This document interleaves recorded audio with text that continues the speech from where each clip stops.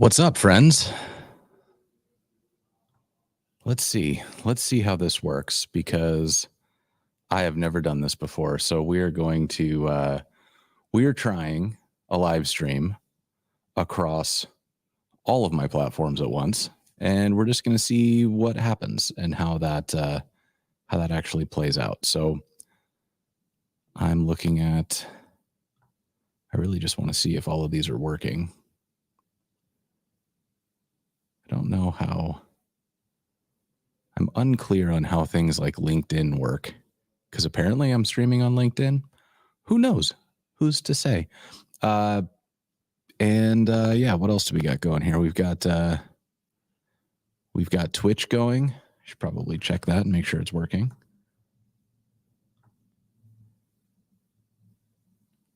Twitch, you live? Twitch, you're live. Hello, hello. Let me send out a couple messages here to let folks know that I'm live. And then I want to look, because we should also be live on YouTube. I've never actually looked at what a YouTube live looks like. It's showing right there, right there. Amazing. Amazing that that's working. Okay, this is cool. Okay, all right. So there are a couple reasons that I'm doing this, and a lot of reasons that I'm doing it on this stream instead of like on a Thursday stream when I've got a guest. Is one, I have no idea what happens when I stream like this, and two, I am trying to get better at putting content where people are. I think, like, I love Twitch. I've had a lot of fun with Twitch, but I also don't use it. Like I barely use the subs features, the emote features. I'm not using much of the interactivity. Like I used to do a lot of that stuff, but the chaos of it all has kind of led to things being a little more, I don't know. It's just kind of hard to keep that stuff going because it feels very distracting, especially to somebody who's not super used to being on camera. So for guests, I had to kind of turn that stuff off. And the other theory that I have is I think that posting live streams to YouTube is actually not a great way to do that, because I think that those videos are too long. And I think if they go up as live streams, then it's more useful. So who knows? We'll see. We'll see if that's a thing that people can. Maybe I'm completely wrong and overcomplicating this, and we'll just, we'll see what happens. But in the meantime, yeah. Yes, I am on StreamYard. That is what I'm using right now. So I've got StreamYard going into LinkedIn, YouTube, Twitch, and Twitter all at once. So we're just going to vibe with that and see how it feels. Let me throw a message up in a couple spots to let everybody know that I am, in fact, live.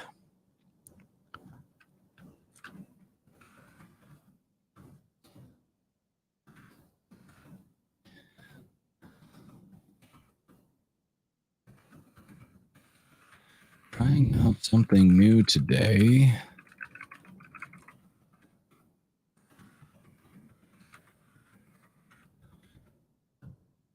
YouTube, Twitch. Where else am I?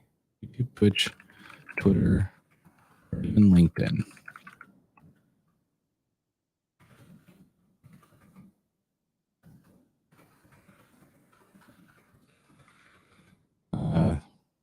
So now here's the tricky part. What the heck do I link to when I'm live in all of these places? Great question. I guess, why not? I guess let's link to all of them, I guess.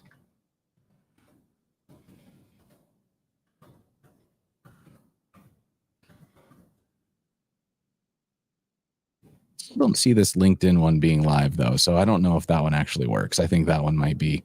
Oh, wow. It puts you right on your profile. That's wild. Yo, check this out. I've never seen this before. This is how LinkedIn does posts. Hello, LinkedIn user. What's up, Kelvin? Connor, Nate? We got people coming in from all over the place. This is very cool. So look, we can pull in. Here's a YouTube comment. What's up, Kelvin? How you doing? We've got LinkedIn comments, LinkedIn user, so the nice anonymous thing there. And then we've got Twitch comments. What's up, Nate? Thanks for being here. This is okay. I really like this. I was really hesitant to do anything like this. I also just learned that LinkedIn has live streams today. I had no idea. I thought that I guess I knew that it was possible, but I didn't didn't realize that was actually a thing. So very, very cool. And also I can do stuff like, it's just kind of nice to be able to do things like this, right? Like being able to kind of throw these up as needed. So pretty happy with that. And then I can see the comments from everybody at once, and I get local recordings. And I feel like the local recordings are really the game changer, because if I bring on a guest or something, then their recording will record on their computer at full quality, and then it uploads after.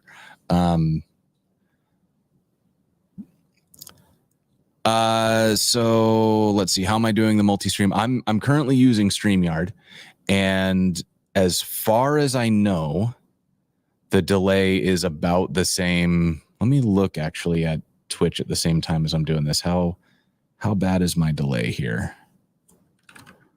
Twitch.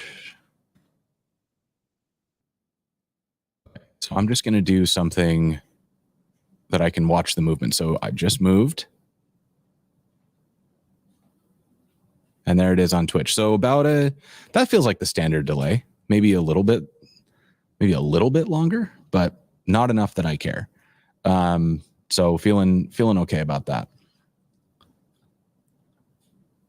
And then, yeah, let's see. Is this the paid version? This is the paid version because I wanted the 1080, and I could only see 1080 as being possible on the paid version, which was a bit of a bummer, but I mean, that makes sense. My camera looks more pixelated. That's is it looking more pixelated?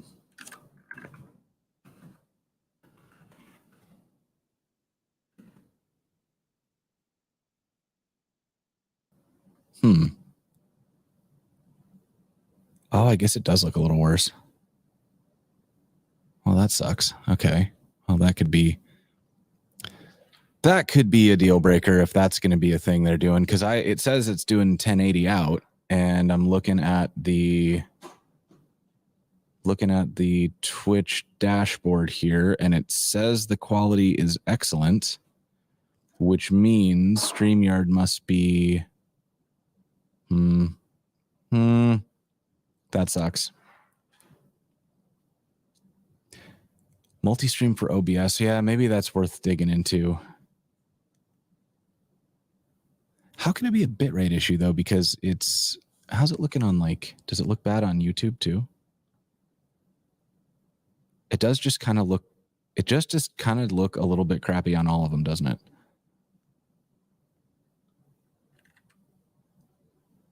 I'm not happy about that. Okay, so maybe this will be my first and last StreamYard stream if it's going to be lower quality like that. Don't know. Yeah, Facecam looks lower res. Oh, so here will be the real test. Let me pull up some code. And if the code looks low res, that's going to be a deal breaker. So let's do maybe one of these. How's the quality on that? Like, does that, I'll move it a little bit too so that we can see kind of how that's going. Code is low res. Oh man. Okay. So that sucks. So is there a way for me to fix, like, it says 1080p. So why is it doing the thing?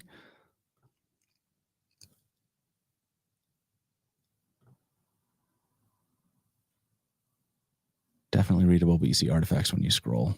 Boo. All right. Well, that's a bummer. Yeah, that sounds right, Dax. Must be aggressive compression.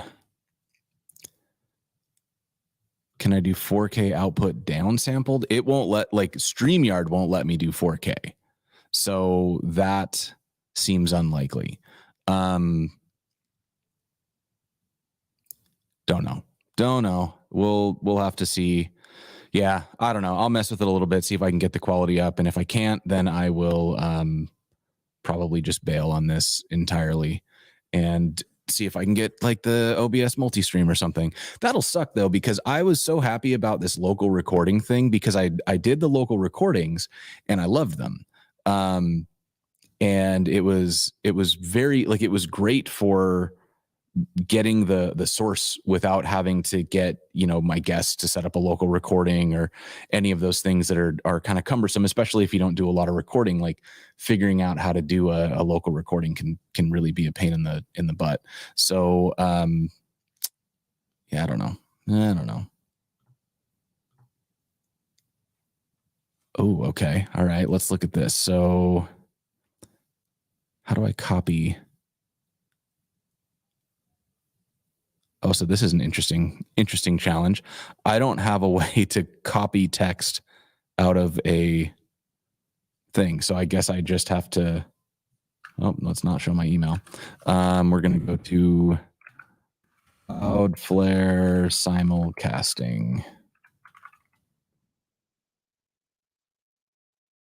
Was this the thing that you just showed me? Stream live. Yes. Okay. So forward your live stream to third-party platforms, up to 50 concurrent destinations for each live input. Okay, so add an output to start retransmitting live video. And then, so I'm posting. So that's where I'm posting to. How do I get the input into, I guess it would be here, stream live video. So start a live stream. And then you put the live input here. So whatever I'm sending.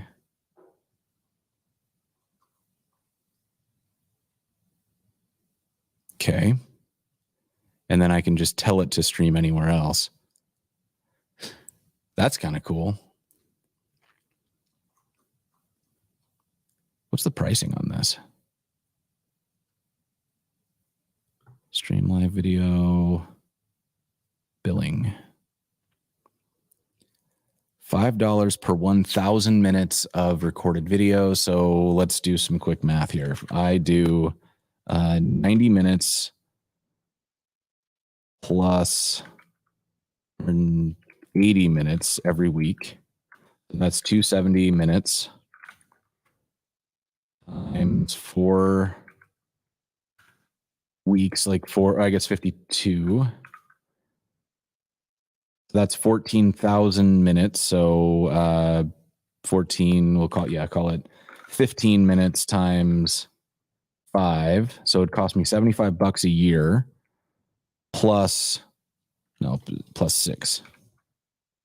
So $90 a year to do this, which is, I think, less than I'm paying for 2 months, 3 months of StreamYard.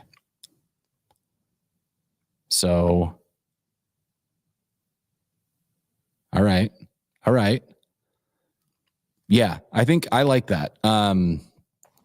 If the quality on Cloudflare is good, someone should wrap this into a simple app. Yeah, that would also be a good idea. I mean, I feel like that's, I don't think I can test this on stream. I guess I could like stream on Twitch and test the streaming to something else, or like stream on YouTube and test the streaming to Twitch. Yeah, maybe a future experiment here, because if I can make it work, it sucks though, because then you lose all those StreamYard overlay features.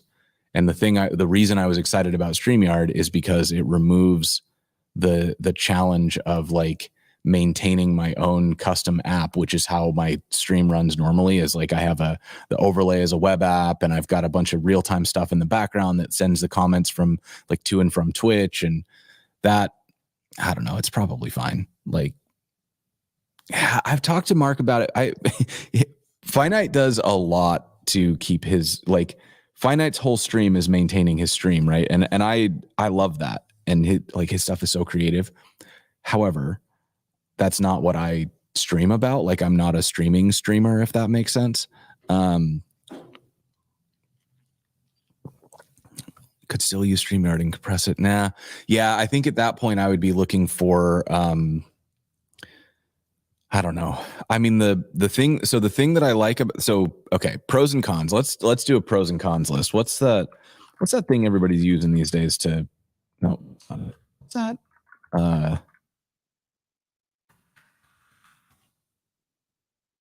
Called?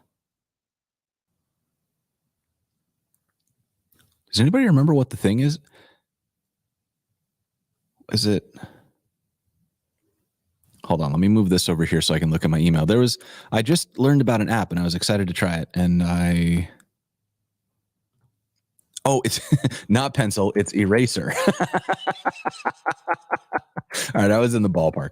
Okay, so I'm gonna try this one because I was excited. It looked cool. I think it was web dev Cody used this, and I thought it was a cool, like, it looked nice. So let's give it a shot. And I'm going to I'll go with this. Oh, sure.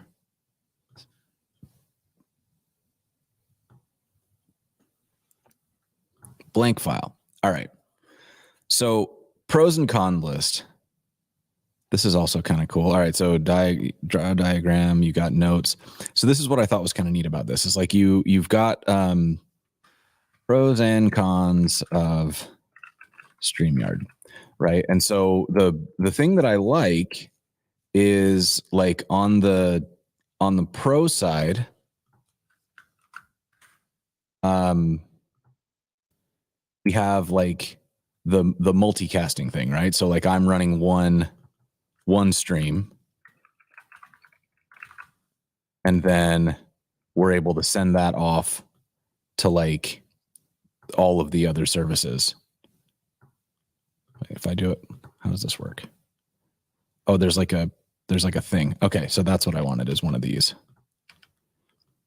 Right, so get one of these and then get one of these, and so we'll say YouTube and Twitch, and we'll kind of let the rest do that. But then the other thing that's cool about these is that they will send back comments, right? And so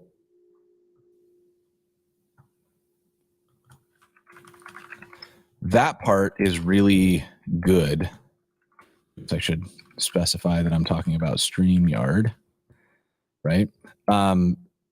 So this is the part that I really like about StreamYard is this whole thing. And then the cons,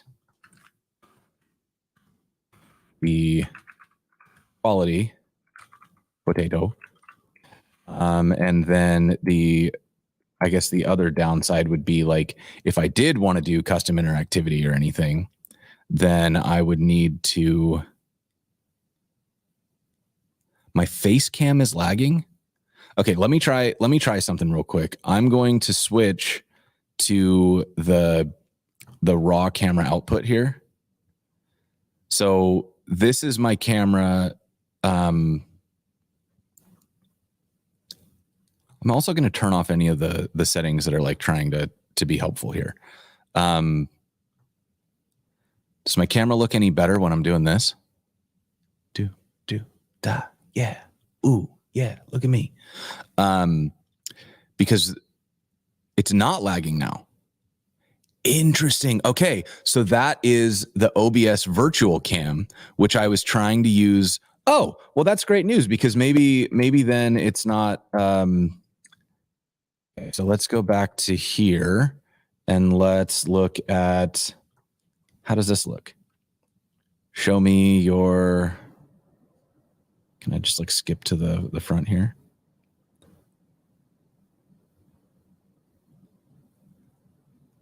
Whoa, where are you at now? Yeah, my I can see, I'm like looking at the YouTube stream and my camera was like fully lagging. Hello. Hello. The YouTube lag is so long. I bet there's a setting for that where I can make it not lag as much. But this seems, it does seem like it's better. Oh yeah. Okay. So the problem is OBS virtual cam, which means I will have to do some like color stuff in, God damn it. I can fix this. So I just need to get what's called a LUT into my camera so that I can have the output of the LUT come out in the feed. In fact, I might be able to fix that right now. Let's see if I can. I'm gonna pull this up. Okay. I'm gonna like kind of point my mic over here, but I don't think anybody's gonna be able to hear me while I do this. So I'm gonna just narrate what I'm doing. So we go into the LUTs during output. Oh, cool. So that was one button. That's nice. So this is much better. Now we have a working color in the raw output. So good. And then I'm going to stop this virtual camera and just close OBS altogether. I'm honestly shocked that worked. Okay.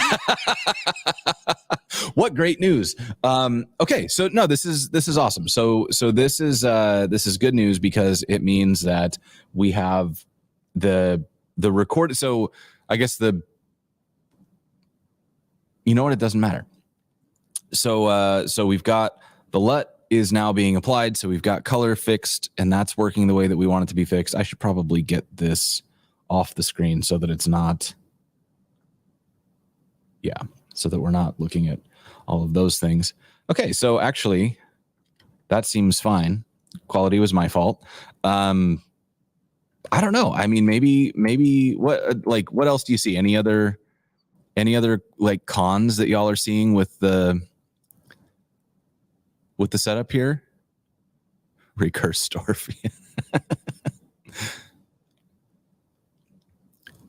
Clicking the live next to the volume controlled. Oh, that's nice. Okay. Yeah. Okay. So we've got color fixed. Yes, limits to 1080p. That's fine because I was actually only using 1080p for all of my videos anyways, because otherwise it is very like it just takes up a lot of space. And like I send all my stuff off to get edited and sending off 35 gigabyte videos just sucks. So I feel like 1080p is good enough especially for what I'm doing. Like you can read the text perfectly well. We're not doing like HDR video here. So there's that. Money per month. Okay. Yeah. So cost per month, that definitely does add up. However, I would say the upside here is that like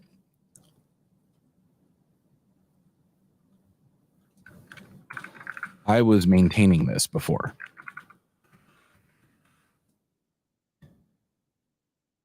So that is actually, I mean, that's a pro. Is now this is like a thing that I don't have to maintain. And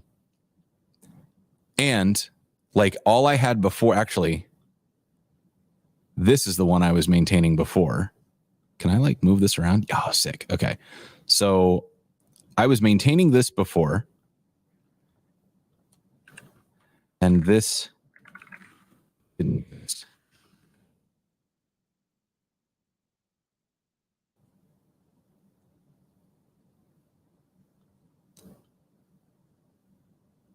Right? So like these are brand new features that I get for I think $30 a month. How much is StreamYard? Oh, see the actual, show me the StreamYard website.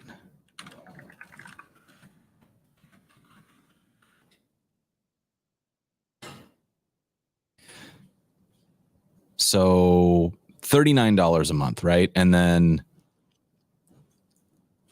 so it's not cheap, but it's also not, I don't know. It doesn't,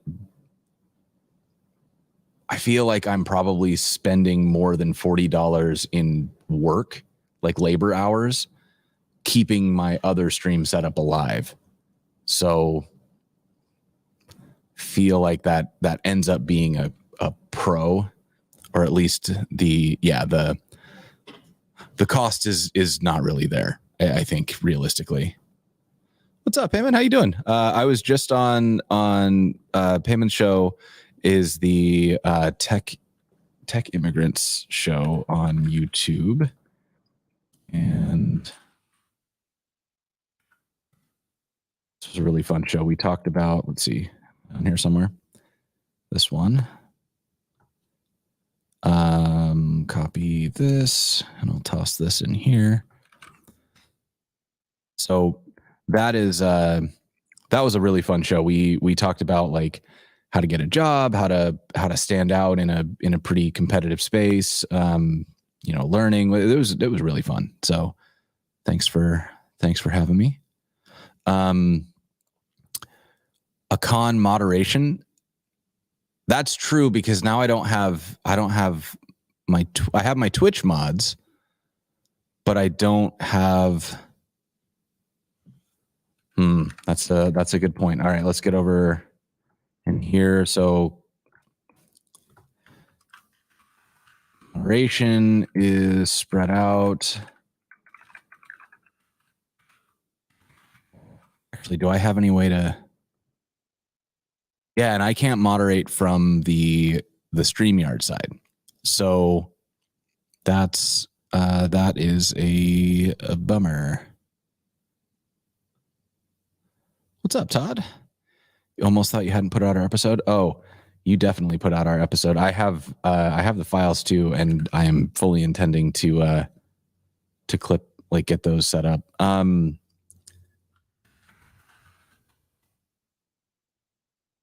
Is this? Oh no, Todd, you got to remind me of the name of the show.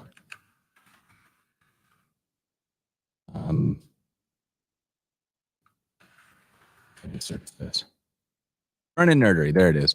Okay, so if we go back to here,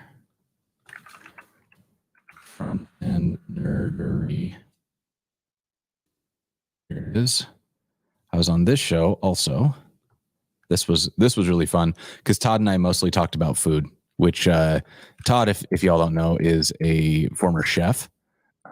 So very much my people.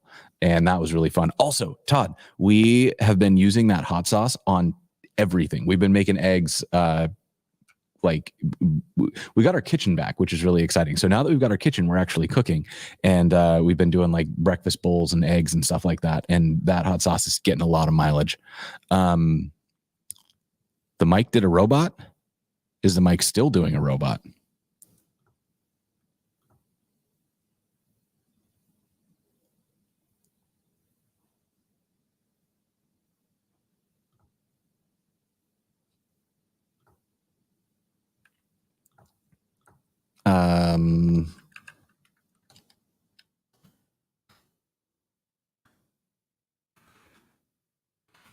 Wonder if that is audio track doubled for a second. Ooh, interesting. Okay, maybe it could also be that I need to set it to the mic. Check. And that one should be better. Echo cancellation. I think you want that. I don't think you should touch my stuff. And yeah, all right. I do enough on this mic that it probably shouldn't do anything weird. Sounded fine for Nate. Okay, so Charles, I think this is you. This is a you problem, sir. Okay, so yeah, all right. So I also tweaked my input so that I can hear things and see things and all of that. Okay, so I mean this feels good though. Like it feels like it's kind of working the way that I want it to work, and so I don't know. Being able to have this multi-streaming thing is really nice. Being able to see the comments coming in from everywhere, and I've seen like comments have come in from YouTube. hello from Switzerland. Thank you. Hello, Renova. Thanks for being here. And we've got comments coming in from Twitch. Thank you. I'll put on my radio voice. Yeah. Got comments coming in. We saw Payman was here earlier. Thank you for having me. That was a lot of fun. This is great. What a fun day. I don't know if anything is happening on Twitter. That's the one spot. Let me actually check over here. If let's see, twitter.com. I don't know how Twitter works with comments and stuff like that. I assume that what happens is nothing. And like Twitter is showing I've got 5 viewers, but there's no like discussion. Nope, you stop. Yeah, you can't like, if I pull this, let's see, pull this over to here. This is like if you have the broadcast open directly, there's no discussion option or anything. You can just see how many people are watching it, which is fine. So no robo mic. This is cool though. All right, so I'm feeling this. I think this is a good time. So why don't we get over to here?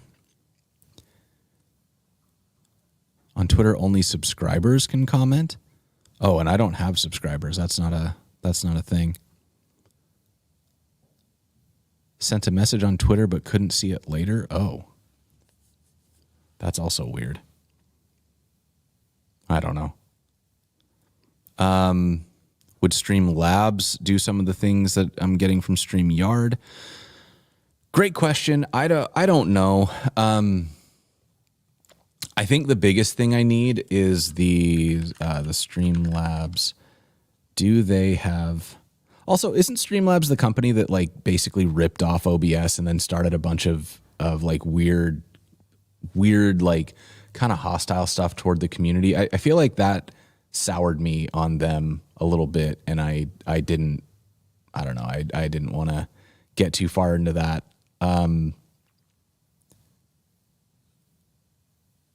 Is anybody? Yes. Yeah. So I think that was sort of what threw me on them, was that they kind of burned a lot of community goodwill, and that made it feel like maybe if I was going to give my money to somebody, I wouldn't give it to them. But yeah, so let's see. Oh, then the other major pro here that doesn't need a diagram is that I get local recordings. And so this was a big one for me, because when I was recording podcasts, we would use, what's it called? Riverside. And Riverside is great. If you haven't used Riverside, it is an absolutely wonderful recording tool. But I think they don't do live streaming. I think that was sort of the breaking point for me. Local recording, uncompressed. Yeah, there's no live stream options in Riverside. So I really, really, really like this app, but it didn't solve my wait. Oh, they got it now. Interesting. Okay, so maybe Riverside would have been, let's see, 24 per month. Where's the 1080p? Up to 4K? Oh, no. Have I made a mistake? No watermark, 48 kilohertz. Screen sharing. Accept live call. That's kind of fun.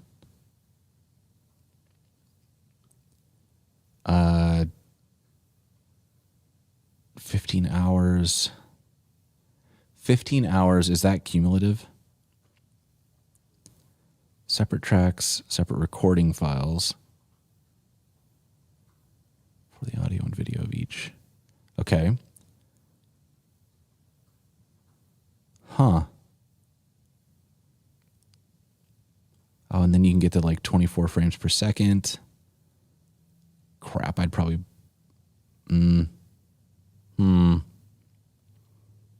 really only want this.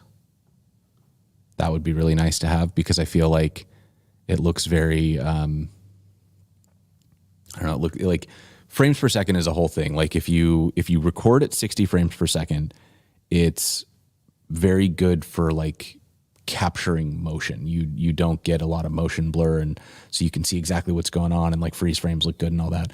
But 24 frames per second is what movies are filmed in because the motion blur is a little more like natural. And it's also just what we're used to seeing if we watch TV. So that's why sometimes when you watch like soap operas or if your TV has that weird upsampling thing, like movement feels unnatural, like almost surreal. And it's because the frame rate's off.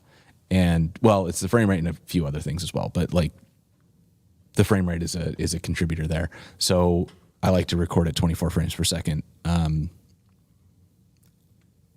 You think it does? I don't know. I feel so weird when I watch something that's at like 60 frames per second. It feels like hyper real, and not in like it's like I'm there, in like a way that makes it feel fake.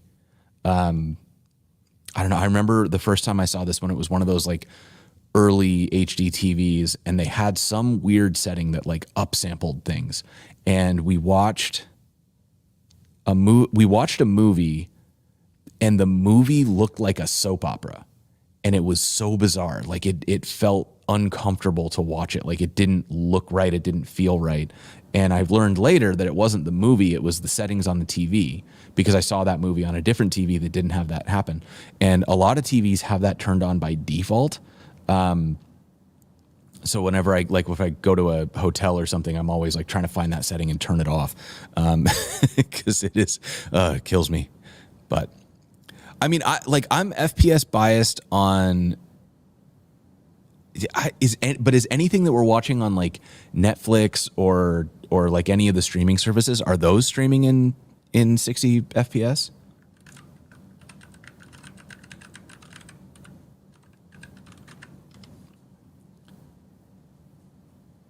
Most videos are at 24, some are at 60. There's no way to tell. Yeah, I don't know. Next time you turn the TV on, the upsampling is back on. Do they really do that? Oh, that is monstrous. That makes me want to fist fight. Most TV shows are definitely still 24, yes. And I I imagine that this is going to be sort of like when we shifted from 4:3 to 16:9 for the aspect ratio of things, and it'll sort of like we'll be mad about it, and then it'll just be the way things are, and it'll feel normal. But it's going to be weird. That's going to be a weird transition for me, because right now when I see shows that are shot like that, I want to turn off the TV. Like, it doesn't feel right. It's like watching the Polar Express, where the animation in the Polar Express, and if y'all don't know what I'm talking about, this movie managed to hit the full uncanny valley, where it was like almost realistic and almost cartoony. And I think people did like whole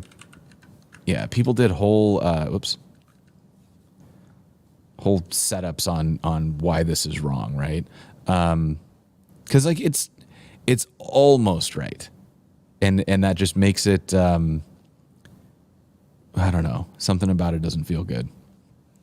So anyways, that's how I feel when I watch 60 frames per second on TV.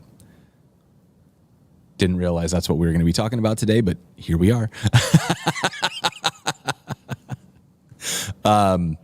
Anyways, So yeah, all right. What's everybody up to today? What's going on? What's your big plan? What are you working on right now? And like what are you excited about? What's going on in your life? I am not going to look at that anymore because that is that's putting me off. This makes me curious. Like I kind of want to side by side these, especially if I can get 4K. I want to know about the streaming though. Like, does the streaming do 4K?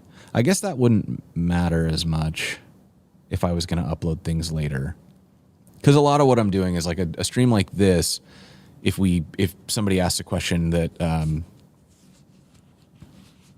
if somebody asks a question that I think makes a good video, I am just going to try to make a video out of it, and then we'll cut that up later and all that good stuff. So that wouldn't need to be streamed in 4K. It would just need to be recorded in 4K, which would be pretty cool. Don't know this. So, okay, that actually changes the math a little bit because 1080p versus Riverside 4K. Also now it's more expensive. So $39 a month versus Riverside. What was Riverside's? It was 24, I think. 24 a month.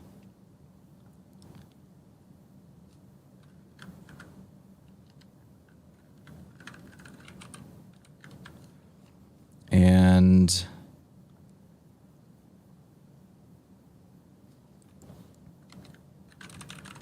get the combined chat. We get, yeah. So, I mean, there's a lot of good, like, both of these services are good. I think it's more about just me getting in on, like, which one fits me best. In the year price, yes, it is a yearly price, but so is the Riverside one. I think Riverside monthly is $49, and this would be, let's see, $29. So it's still significantly cheaper whether you go monthly or yearly. Which, yeah, makes me wonder if that's and the other thing that I have a little bit of concern with is that the live streaming is sort of like a bullet point, and I had to look pretty hard to find it, which means that it's not their focus. So in StreamYard, this is clearly their focus. Like, they are the multi-streaming. How do I see the homepage, please? Jeez. I don't know if I can. So just open up an incognito window, I guess. No, that's not what I wanted. I wanted this. So, yeah, so like StreamYard is very much set up for like live streaming is the focus of what they're doing. That is not as true with Riverside, because Riverside is very much for like recording. So this is like a podcast tool, and StreamYard is actually, where's my thingy? They're going to let me side by side these. Can I do that? Yes. So live streaming and recording is sort of what's focused, although they do show the live rate here. So maybe, or is that on air or is that just recording? I don't know. So I don't know. I think either one of these would probably be perfect. I think the big thing for me is going to be just figuring out which one fits me best and like gives me the things that I need. I probably need to do a little test of the quality on Riverside as well. So maybe, I don't know, maybe next Tuesday we'll do this on Riverside and see how it feels. Also see if, like, does Riverside do any of the chat combination stuff? Does it allow me to reply to chat, so on and so forth. And yeah, we'll have to see how that feels. But for now, hooray. This is good enough, right? So I'm going to close this one up, and I'm going to, all right, that feels good. How does this work? If let's see, pros and cons of StreamYard, and if I share this and copy the link Anyone with a link can edit. Anyone with a link can view. Okay. And then I can throw this in here for anybody who wants to look at the thing I made.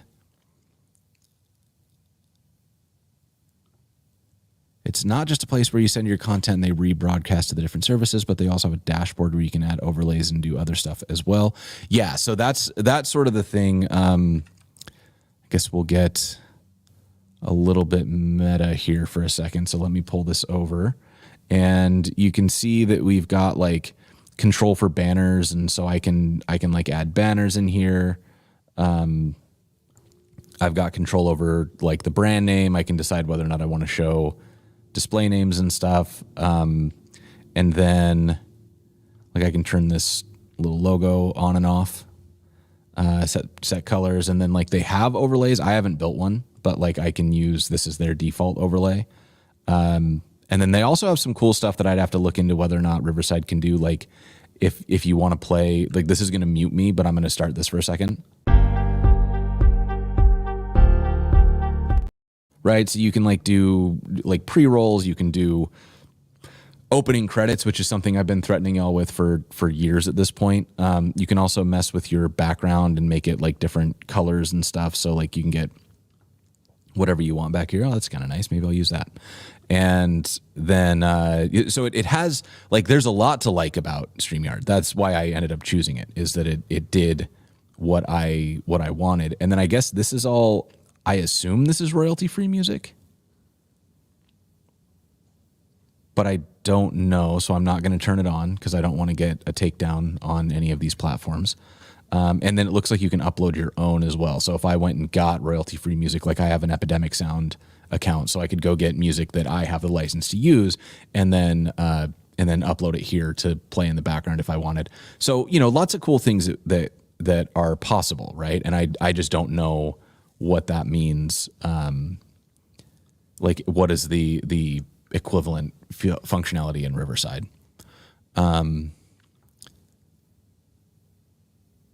Nice. Raphael's using it for creating podcasts at work. Guests can call directly into it. That's kind of interesting. So how would I, let's see. Instructions for guests. Guests can stream into their own destinations. That's kind of cool. Oh, all right. So check this out. So if I do a guest stream, y'all would be able to choose your spots. Like if you wanted to put it on your own YouTube or Twitch. So if we were doing like a team stream, that is slick. Oh, I kind of love that. All right, who wants to try this out with me? Let me throw the link in here. Somebody come join.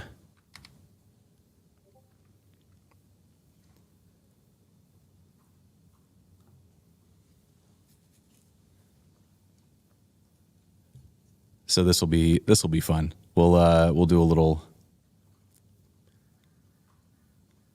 So you receive others' content as a source for you. I think it's more like, if you join this stream, you can set your own YouTube or Twitch or whatever. So like if you and I were both Twitch streamers and we were going to like play a game together or something, we could both be streaming to our audiences at the same time from this call. Like we wouldn't need any fancy additional setup. So that's pretty cool. Give you additional recordings as a side effect. Yep, that's also very cool. Nobody's taking me up on the team stream, huh? Or not team stream, but I guess like joining. All right, yeah, here we go. Here's Charles. What's up, Charles? How you doing? Hey, I am good, and this is kind of wild. I dig this. So I love that. Like I love this. This is super fun because I definitely in my old stream never would have been able to bring on a guest because of the amount of work required to get somebody set up into the other streaming setup. But this is dope. Did it ask you for a local recording when you joined? Yeah, actually, I didn't see any local recording. It says it's uploading recordings in the studio please stay in until recordings are done uploading. It does give an alert about the show, and it gives me like some control over like whether I want to present. And there's like a private chat here, so we're saying terrible things about everybody. But ultimately, yeah, it's this is pretty slick. I mean, he just asked me for permissions, just like if I were on a call. So Excellent. yeah. So this is cool. So we can do a straight up call-in show now where people can just join and like ask a question, and then we'll bounce off to the next question. Well, Charles, thanks so much for helping me out, man. I appreciate you being here. Not a problem, dude. Take care. Oh, this is dope. This is dope. Actually, that's a great question. Charles, did you have to create a StreamYard account to join?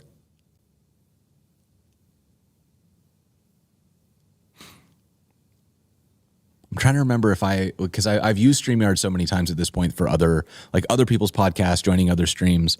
I can't remember. Did not have to create a StreamYard account to join. So this is going to be fun. Like we are going to have a lot of fun with this, making this a straight up like call-in show is pretty fun. I like that a lot. I mean, speaking of which, does anybody have any questions? We've been talking about my tech setup here, but we can also dig into anything else you want to. Long-time listener, first-time caller, exactly. That is honestly, that's like I'm so excited about this because this is something that I've joked around about doing forever, and I figured out a way to take like phone calls. But then I was gonna have to set up a phone thing, and I was like, I'm not doing it. What am I hiding? So let's see. This side. This one, that is Anniversario, I think. Yeah, Pampero Anniversario rum, and then this one is Lagavulin. Lagavulin 16.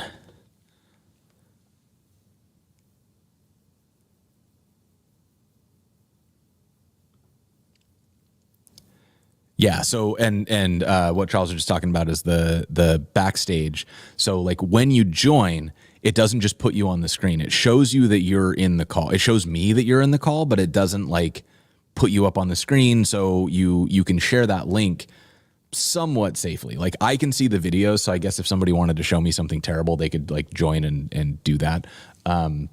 But it won't put it on the stream itself. So that's pretty dope.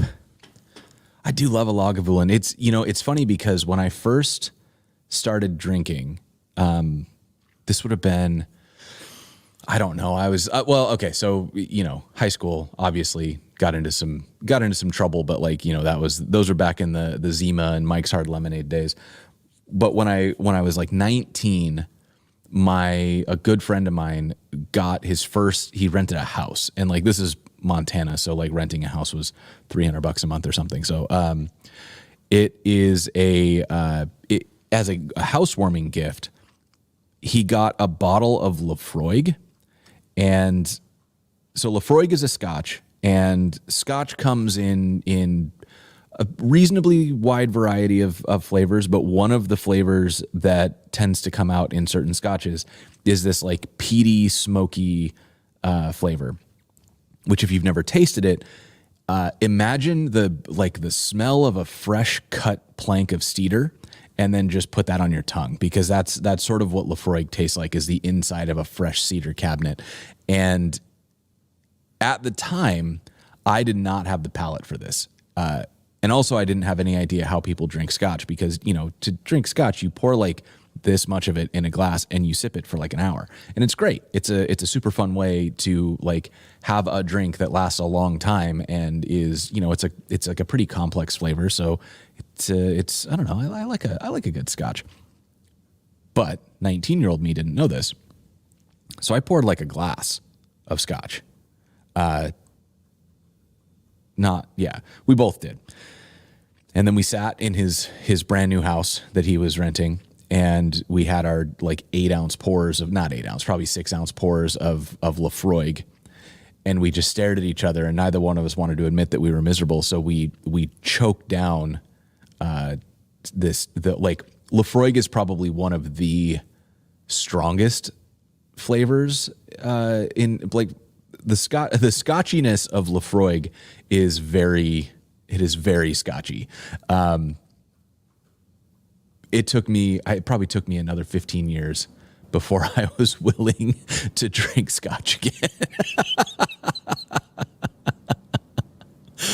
Drinking a campfire, that is correct. That is definitely how that does it. I'm pretty close to an IRL Ron Swanson. So fun fact, Nick Offerman and I actually have the same birthday.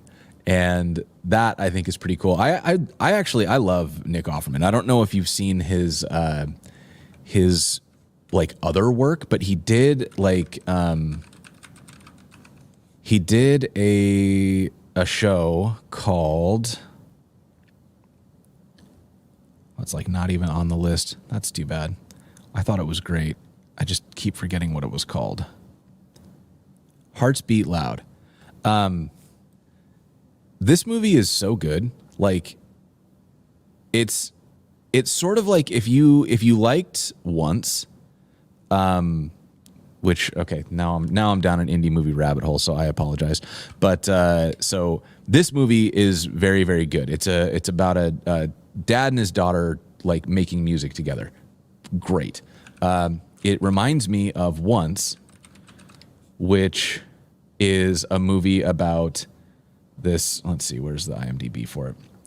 It's a movie about these two people who both want to be musicians, and they like find each other and they go make an album. It's Glenn Hansard is they're both actual musicians, so the acting in it is a little rough, but the music is real, and they're both actually performing, and it's very, very, very good.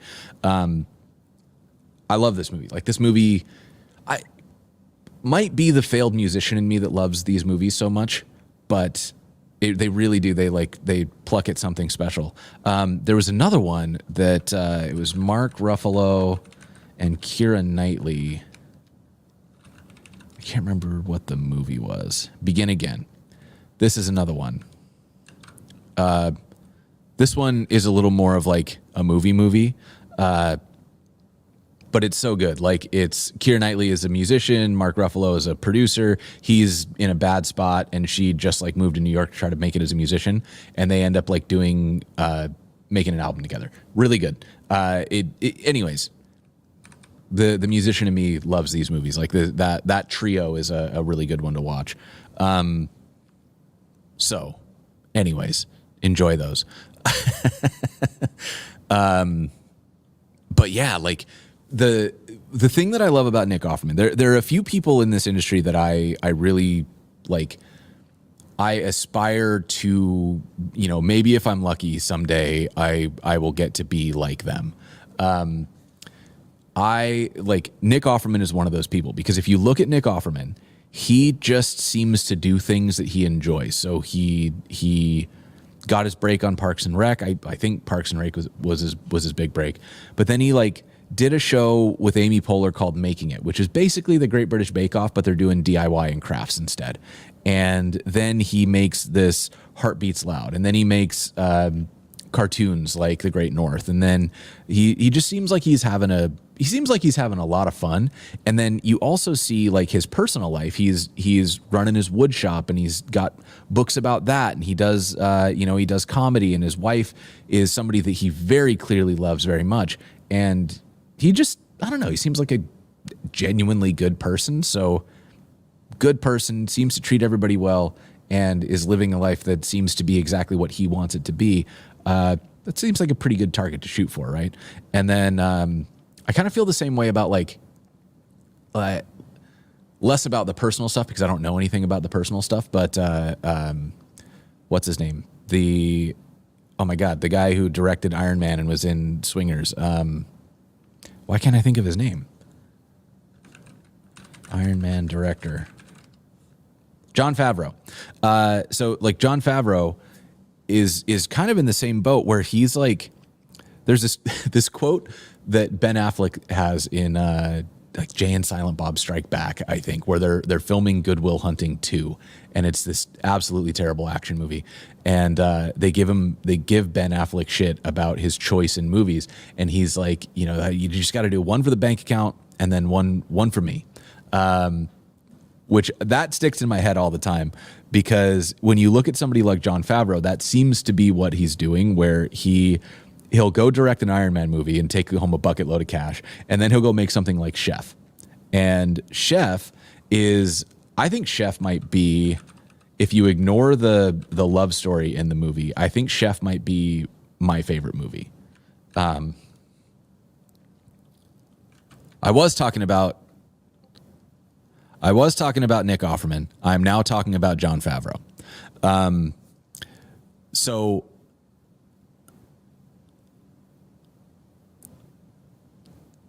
are my comments not going through to all streams? Because I have it set to all. You can't post comments to some destinations. So I know it won't work on Twitter, unfortunately. And I don't know why it's not working on LinkedIn. But it should be working in Twitch and YouTube.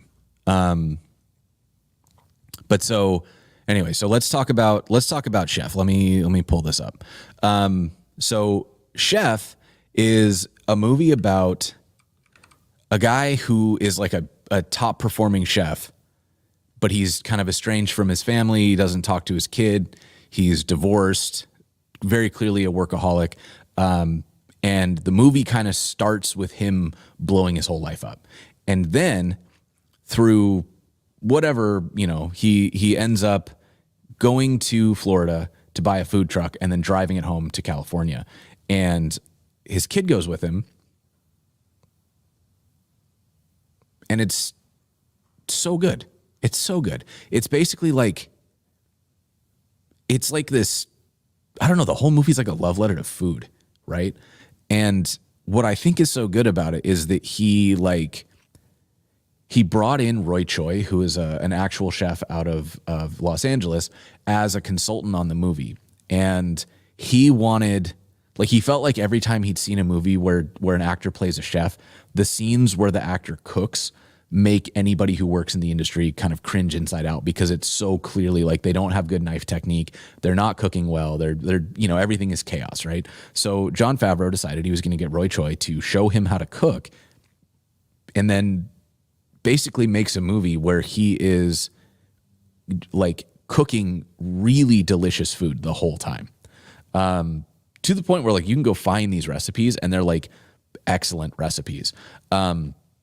So it's really, really good. And it's this like very heartwarming story about like overworked dude finding the stuff that he cared about again. And then also this kind of reconnection between a father and a son. And then you can completely ignore the love story because it was sort of, I don't know, it was like an extra thing they added to make it a Hollywood movie. Is it the one where he ends up recreating the perfect Cubano? It sure is. It's so good. It is a coming of middle age film. Holy shit. Yes. That is amazing. So I was live on X. I can't call it's still Twitter to me. I had to switch to Twitch comment. Yes. I don't know why the Twitter comments don't work. Somebody said that it has to be subscribers only. I don't have subscribers turned on Twitter. So I don't know. Who knows? But yeah. Anyways, absolutely love this movie. Like it is wonderful, and it feels like so Jon Favreau goes out, he makes Iron Man, he gets his bucket load of cash, he makes Chef, which I don't know if Chef was I don't know if this was a hit. Like I don't know if people care about this movie or if many people have seen it. But I don't think he cared either. He just got to make this movie that he was really happy about. And then later, this became after the movie ended, he didn't want to stop working with Roy Choi. So he creates Chef Show, which is like a kind of an Anthony Bourdain style. Jon Favreau and Roy Choi go to different places, hang out with people and eat, or mostly cook and eat. It's incredible. Like, it's just so good, right? It starts out with like a lot of celebrity shit and it becomes more food based as the show goes on. And it's actually really funny because this first episode, I think, is with Gwyneth Paltrow. And at some point she's like, "What are you doing?" He's like, "I don't know. I just got some cameras. We'll see what it becomes." And so that you can watch this show sort of become a show. And it's very clear that he just wanted to keep doing this. Like, he was having enough fun with Roy Choi and they became friends. And he was like, okay, well, Chef is done, but I don't want this to end. So I'm going to fund a different project. And I have a hunch. I have no insight into this, but I have a hunch that he just like kind of footed the bill to get this going and then figured out how to make it work because he knew that it was going to be a thing. And so that really resonates with me because this is the kind of stuff that I love to watch. Cause it's, you know, it's just somebody being really into the thing they're into and, you know, sharing it with as many people as they can and finding somebody to learn from, like maybe see why I ended up doing what I do. But okay. So all of that is, you know, it's anyways, lots of good stuff in here. And then, you know, like Issa Rae is doing the same thing. And like Pharrell has basically done this whole thing where they've built empires of just doing stuff they're interested in. And they kind of get to do all of it. And sometimes they do something that's like a big, like popular culture thing that they know is a paycheck. And sometimes they do something that they don't think anybody's going to care about, but it's fun for them. And that makes it worth doing. And that's what I'm trying to figure out. That's the balance I'm trying to figure out here. So anyways, speaking of which, why don't we, I don't know, what should we do? We should probably work on something, I guess. What time is it? It is 10. So in 2 hours,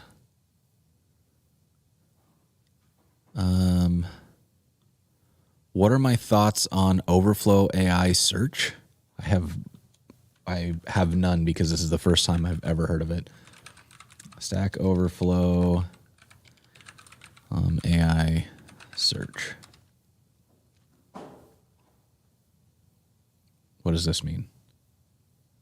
I have a Stack Overflow account, I think. Apparently not. Maybe it's with my GitHub. Yes, member for 13 years. Yeah, that's the right one. Okay. So when you flip this switch, you'll be opting into an alpha test of our new search experience. You may not see changes reflected immediately. So probably I'm not even going to see this if I use it. Oh, I love high contrast. I think everything should be high contrast. I know designers hate it, but makes my life so much easier. So anyways, I don't know what this is. Pending. Yeah, they're not going to turn it on for me right away. So I'm not even sure what it is. Down to finance. Okay, y'all. So not ironically, yes.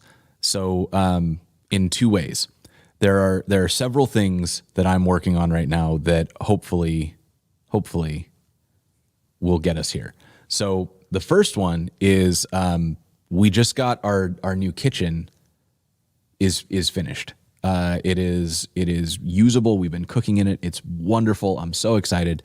I'll do an actual, like, I don't know, maybe I'll do a little video tour of it later. I'm about to leave for GitHub Universe this week, so there is no Thursday stream this week because I'm going to be in GitHub Universe.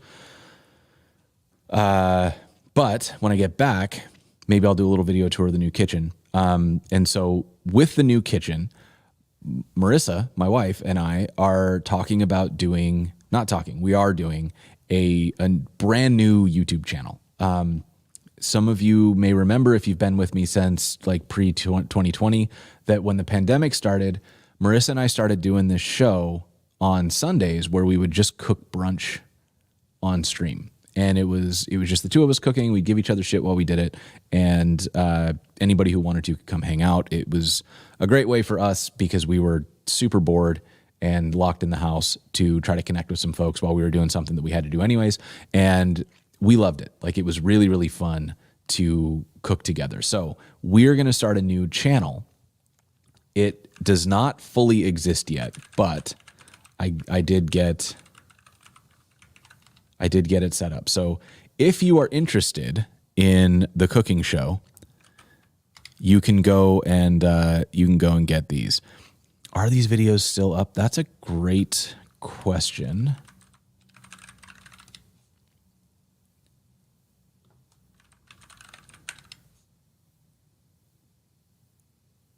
did we?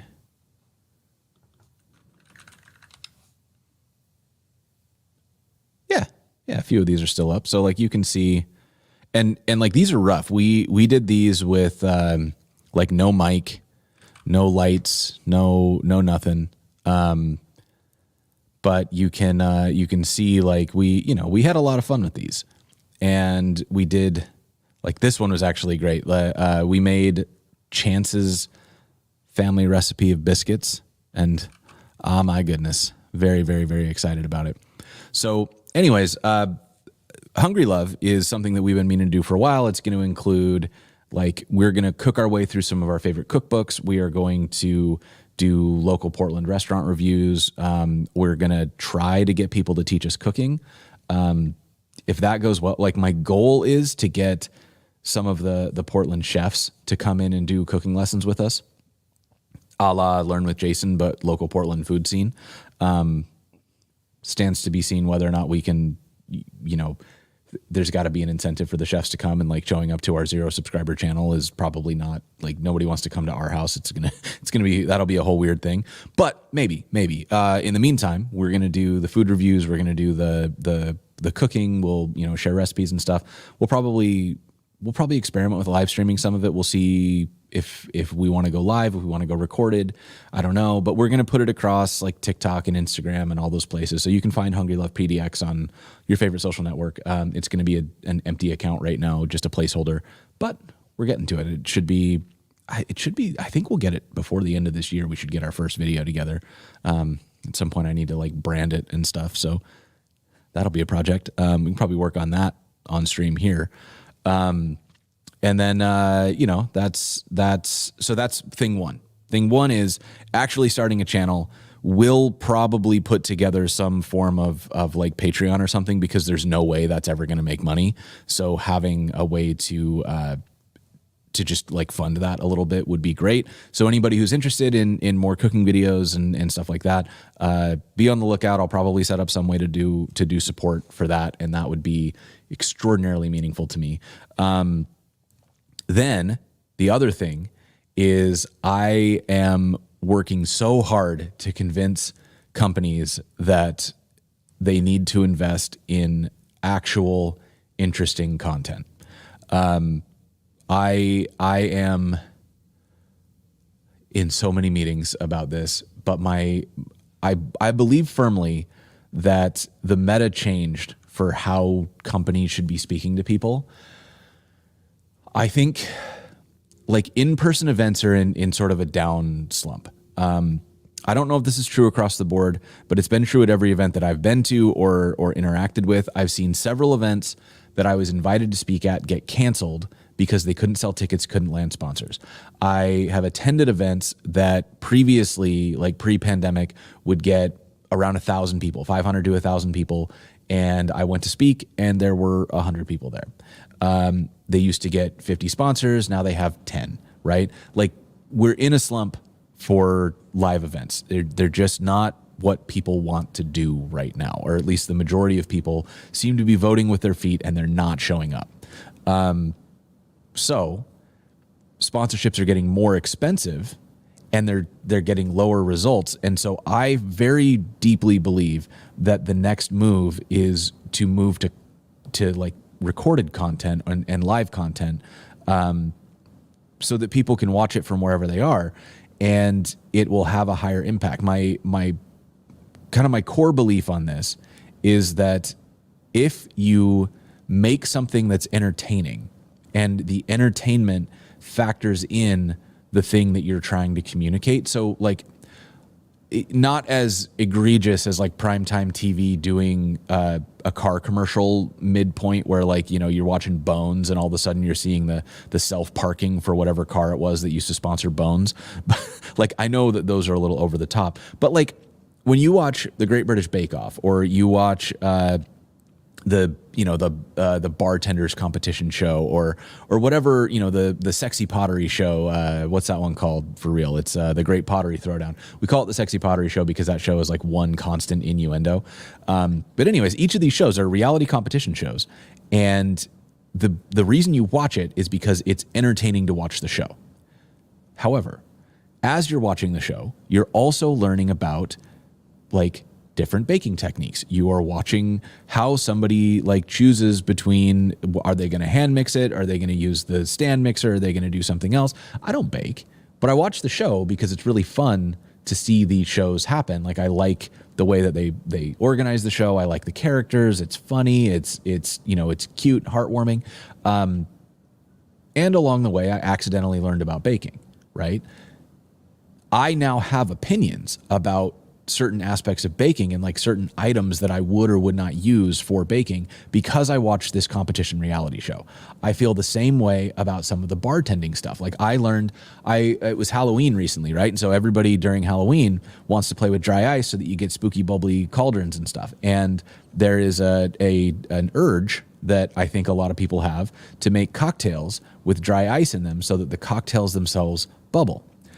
I share this urge. I was like, that would be really cool. And by watching this competition reality show, I learned that putting dry ice in a cocktail is actually a low percentage chance of killing somebody. Didn't know that, right? So I learned this bartending's health and safety tip by watching competition reality.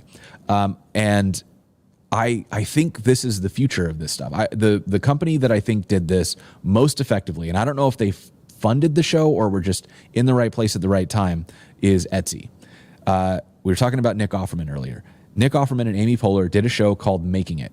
It is so good. Making It TV. I love this show. It is, let's see, on NBC. I think you can just watch it. But this show is very, very good. It's effectively the Great British Bake Off, but for crafts in terms of the structure and everything. But here's what happened. They had Etsy sent over one of their experts as a judge to the show. And throughout this show, you're watching these people who are makers. They upcycle things. They can do, they're making clothing and bags and furniture and art and all sorts of stuff out of, all the challenges are interesting. Like, here's a bag of trash, make art, or, make some furniture out of rope or whatever it is. Right. And these people are really creative and they're coming up with these really incredible things. And every time there's a non-forced, very natural, like, on Etsy, we see this sort of thing sell like crazy and you've executed the best version of it. That is not product placement. That is a straight up fact, right? And it so naturally ties Etsy to this maker market that it didn't ever feel like product placement, but you're constantly hearing about how Etsy fits into the DIY business model. It was perfectly done, right? Because at no point did I ever feel like I was listening to, the unnatural, like, okay, we got to force a product mention in here. It was straight. It came up naturally all the time. And again, I don't know if Etsy conceived this show or they just heard about it and got on board, but either way, it was one of the most brilliant pieces of like marketing that I've ever seen, because I think a whole bunch of people who had never really thought of themselves as makers would watch that show, see what people were doing and say, I could do that. And they have a very clear path from, I understand what they did and I could make that. And also I know where I could sell it so that I can make side money. Like, what a genius way of doing this. A whole bunch of people watched this show for entertainment and walked away with an understanding that if they so chose, they would be able to make things and sell them on Etsy for extra income. So from Etsy's standpoint, this is like legitimately an excellent thing to do. It looks like that comment didn't post on YouTube, so I'm going to send it one more time. And it looks like it worked that time. Okay. Anyways, this is what I want companies to start doing. And I want companies to start investing in this type of thing where, instead of making yet another webinar, instead of making, paying $50,000 to send one of their DevRels to speak at a conference and effectively give a product demo on stage, let's use that money, that sponsorship money, to make shows like Making It. Because if we do that, what ends up happening is you still get product demos. Like if we make the Great British Bake Off for web developers. What ends up happening in that show is we have teams who have to build websites. Now, if you're the presenting sponsor of this show, you're going to put your tool up as one of the tools available to the devs, and they're going to end up using it. So you've got in the episode a very natural use case of somebody picking up your tool and working with it. So you get the demo, right? You get the brand recognition. And beyond that, where a conference, you're going to have somebody give that talk. If you're lucky, 100 people are in the room watching the talk. And if you're really lucky, 300 or more people will watch that talk when it gets posted to YouTube. Usually it's closer to like 85 on YouTube and like 15 in the room. And you know, that's fine. Like it's great. But for the amount of money you're spending, you could get so much more. Like this Making It show was watched by millions of people. And like we're seeing some stuff like this in the space where if we look at the, what is it, like the React documentary. How do I get to this on like YouTube?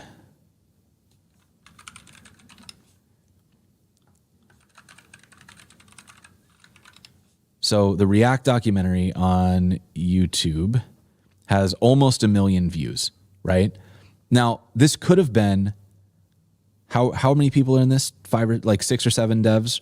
So this could have been 6 or 7 podcasts, and each one of them would have been listened to 1,000 times or something. But Honeypot understands that if you make something bigger, it reaches much farther, right? And they've done this several times. I think the team at Honeypot has actually left and is doing something different now.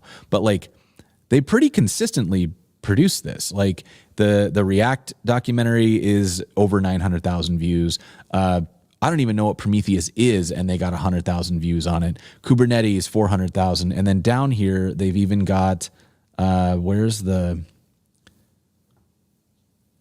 original one? The View documentary was the one that I saw first. 1.5 million views on that, right? Like, this is out of control from how do you reach developers? Well, this is a lot of developers watching a piece of content who probably wouldn't watch a Vue.js webinar or like go to a Vue.js talk, but they're interested in the documentary about Vue.js. Imagine if we took this even further, where it's not a well-produced series of podcast interviews, but is instead a scripted show or a game show or a reality show. Like there's so many things that we could do that would be so much fun to watch on their own merits. Like you would watch it if you weren't a developer. And also, if you're a developer, you're going to learn things about how other developers are doing their jobs. That to me is the biggest win-win-win. And the budgets are not that big compared to what you do to make an event, right? So to throw a whole conference and you get sponsors and everything is a lot of money, like $500,000 to $1 million plus. And to make a series, to make your own version of Hell's Kitchen or Queer Eye or the Great British Bake Off, you're looking at probably, I don't know, $500,000 to $1 million, right? That series is going to live so much longer than the in-person event. And the number of eyeballs that you're going to get is so much higher than you'll get on the recordings of the talks from that in-person event. And every year you can make another version of this and people will go back and watch last year's, right? Like the longevity of this, the watchability, the shareability, it's just incredibly, it's just very good, right? So all of that. There are novel forms of content that the tech space has hardly touched. Exactly. Like that's really kind of where we're at right now. The Vue doc was absolutely huge. Yeah. Can't wait for somebody to do actual office style mockumentary shorts. Dude, did y'all ever see, I'm going to share a different screen here for a second.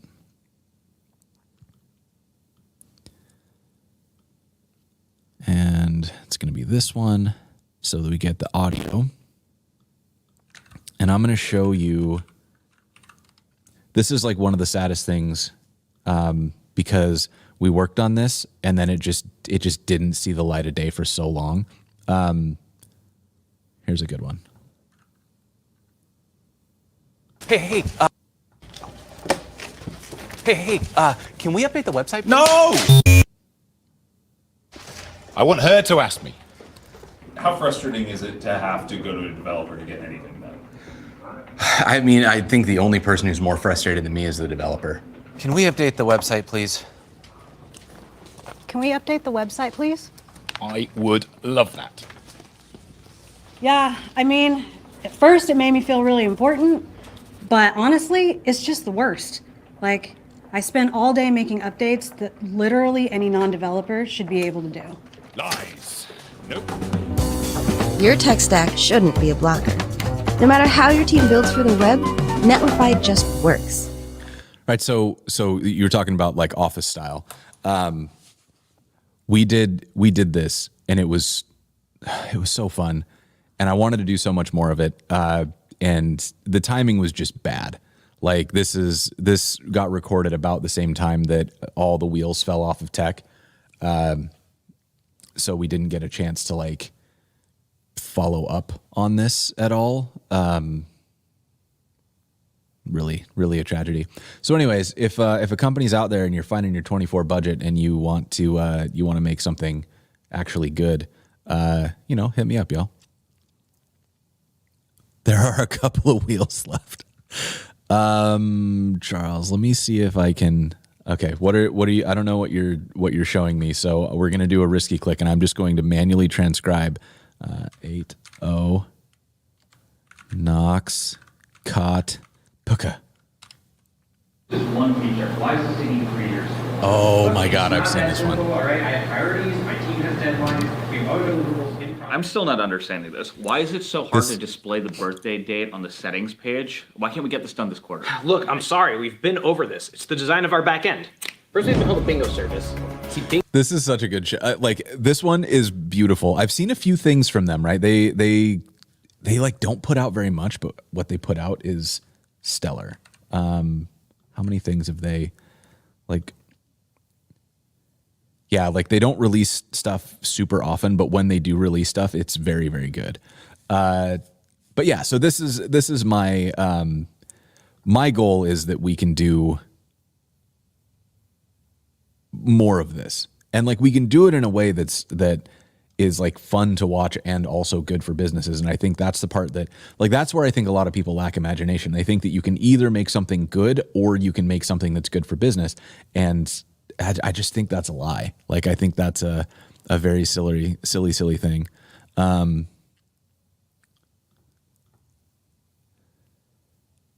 actual Netflix microservices architecture. Yes. Yeah. I mean, these are great. Let me, I'll share this one so that it's in the chat.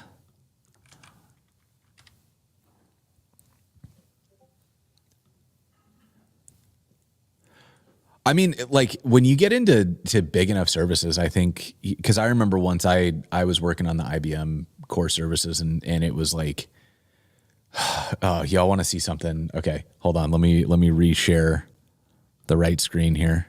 We'll go with this one. Okay, so back to Eraser. Let me make a new one. How do I make a new one? Here we go. I was working on, so what was it? It was IBM Cloud System Architecture. So this was a lot. So once upon a time, IBM Cloud was a monolith.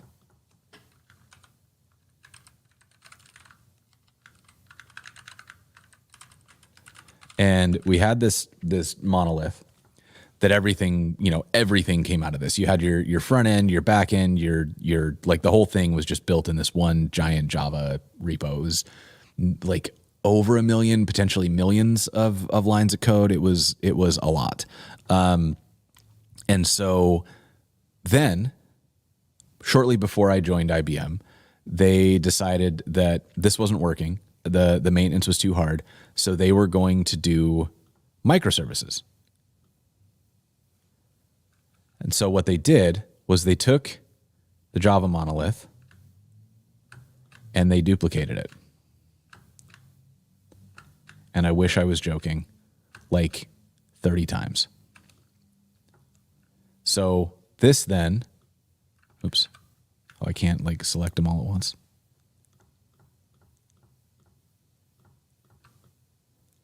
Oh, geez. Okay, I'm not going to try to do that then.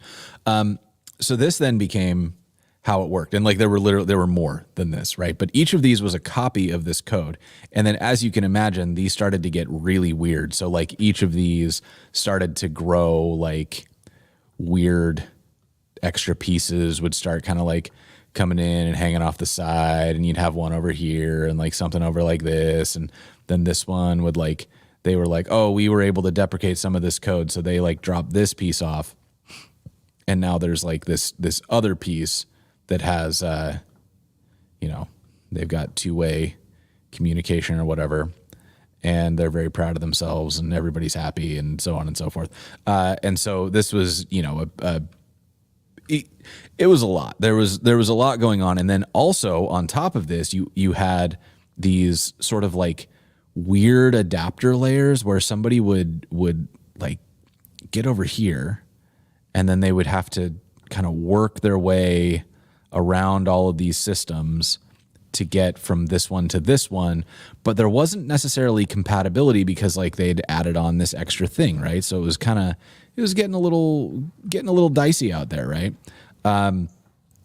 So then we started adding like the super system. So this was intended to be sort of like a data layer, right? And so then they decided that data layer was going to span across all of these, but these teams told them to go screw themselves, and so they couldn't get it installed over there. So suddenly there was this like data service,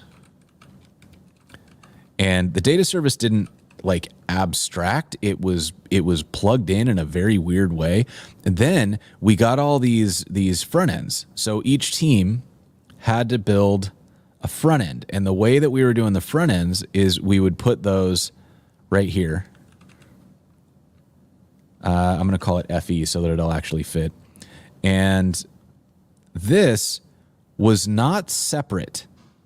It was very much part of this monolith. It was like jammed in there in a weird way. And so if we zoom in on this piece right here, this like, it hurts me to remember. So you would have like the monolith, right? And then inside of the monolith, you would have the original front end.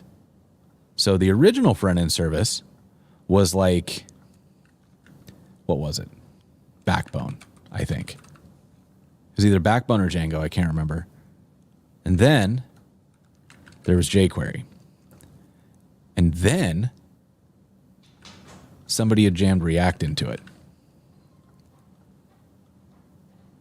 And so we were getting, how do I get like just you? I want just that piece. Just make it bigger. That'll work. So we had all of these pieces where there was Backbone, jQuery, React, and it wasn't something where like you had the data came out of the monolith, and then that data had to go from Backbone into jQuery, and then that data had to go out of jQuery and into React, and then that would finally get up to the thing, because everybody was afraid to touch this monolith because it was so gnarly, right? And it basically was so hard for them to use that everybody just added a layer on top instead of like trying to edit it or anything. We had these append only files that were thousands, tens of thousands of lines long, where the same logic was implemented so similarly multiple times because nobody was sure if they were able to change this function up here because they weren't sure where else it was used. And this was before we had really good like code insights tools. So you'd have to do some kind of very manual text search to go figure out where it was referenced, and lots of problems, right? So what we ended up doing that ended up being really fun was when I came in, I was like, okay, I think we can do better than this. So I built a new front end that was an actual microservice. So this was an Express server, And that Express server served we were doing SPA at the time. So it basically served an index file, and that index file was the mounting point. And then we had our React code written completely decoupled. So there was no coupling between what was in Express and what was in React. The only thing that mattered was that this Express code rendered a div, and then this would reach into that div and mount. And everything else that happened was API calls. And those API calls went to the monoliths themselves, which we were slowly bullying into doing APIs. So they had an API over here, and instead of, oops, give me my text thingy. Oh boy. So I had my API over here, and anytime that we needed to call anything, we would go from the API straight into React. So we were starting to build actual decoupling. And that started to feel good, because then we were able to sunset these weird pieces that didn't feel as good. And it also meant that we were starting to lose the need for the monolith for the front end teams altogether. So as we figured out where these APIs were sourced from, because the true horror show here was this data service, what it actually meant was happening was that this copy of the monolith was where they would manage, say, account data. And that would be in the data service, brought over here, where it would query back and forth, and then there would be some kind of like middle tier just bolted on right here. And that was how this service talked to this service by way of the data service. So when something went wrong, we didn't know if the problem was with the data, was with the data service, or with our adapter over that, or with our front end's like multi-layered attempt to load this data. So there were like 9 places where things could break. So when we fixed this, we realized that there were APIs here, and we were able to take those API calls directly into either our a React, right? Or for a while, we're doing it in these Express layers. I tried to kill that as fast as I could. And what we ended up with instead was something that was so much better. And there are a lot of reasons not to love this sort of thing, but I thought it was great. So we had our microservices.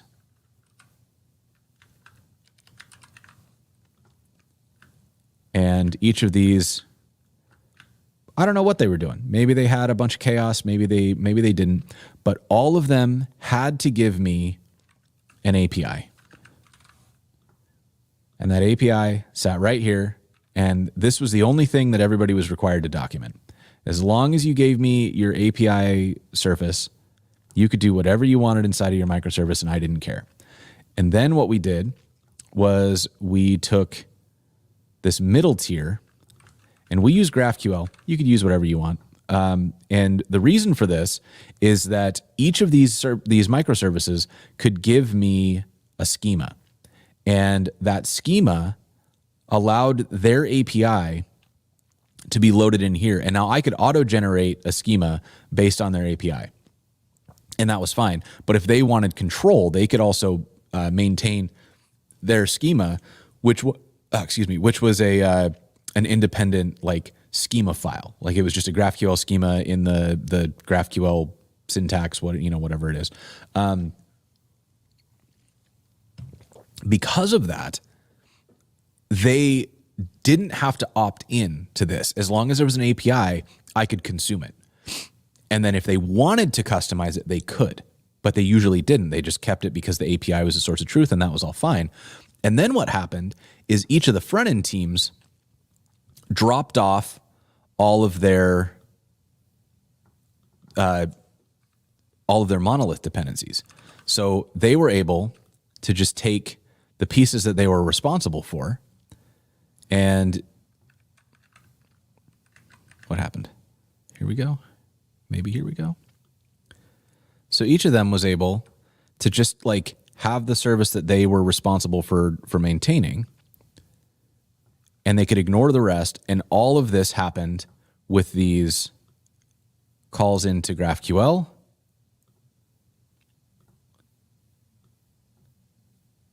And then the GraphQL services were calling in to the APIs, right? And we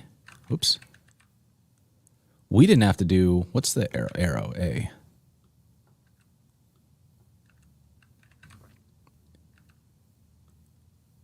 We didn't have to do a bunch of like goofy magic to make this work because there was just this one point of contact. So as long as everything stuck between this layer, then this was the source of truth. And as long as their API informed the GraphQL, this could be a mystery box, right? They could write this in Java. They could write this in PHP. They could write it in C. They could, it didn't matter. They could write it in whatever they wanted. And it also meant that a lot of them were able to significantly reduce the amount of stuff that they were managing. So each of these got to delete a bunch of code, and their maintenance got much better. And some of them didn't. Like some of them just kept it whatever it was, and some of them they never spoke to us. We just had an API and we used the API, and that was okay. And like the reason that we did it this way is that we had 30 plus teams working on IBM Cloud, and we needed a way for the front end teams to be able to build a UI without waiting on these 3 teams to respond to them about some custom API and whether or not that data was in this API or whether it had been, put together in like this microservices secret middle tier or something else, right? So it created these really clear separations of concerns. And like there are a million ways that we could have done this. We could have done a bunch of different things to make all of this work. The reason we landed on GraphQL is that at the time it was the best choice for what we needed to do. And, ultimately for me, this was the way that was easier to explain because you could explain it as like chopping the monolith and then the mini monoliths into actual areas of ownership. Like it made sense when one team owned everything and like was responsible for doing the back end and the front end, but that's not how modern code works anymore. You don't have back end devs generating UI unless something has gone wrong in your company. And you don't have front end devs generating back end code because again, that's a sign that you're hiring improperly. So when you build out a front end team, the front end team needs to be able to work autonomously, and that autonomy comes from having clear boundaries. So the GraphQL middle layer was a way to kind of enforce this autonomy by saying you only need to look at GraphQL. It's self-documenting. It's always up to date. The code is what generates the docs. So as long as you're using this, you're fine. And the backend teams just had to make sure they didn't break these APIs without informing people. And if they informed GraphQL, then I could do deprecations and things in the GraphQL layer to make sure that the front end teams never broke. They would just start getting deprecation notices, right? So it suddenly took all of these teams that never had time to talk to each other, so they didn't bother, to the point where they had one point of contact to communicate properly. And like really these backends could, if they wanted to, call through GraphQL. I think in practice, none of them ever did because they didn't want to, but we'll see. So anyways, this compared to whatever the heck this was, it was very nice. It was nice to make that change and have things work a little bit better.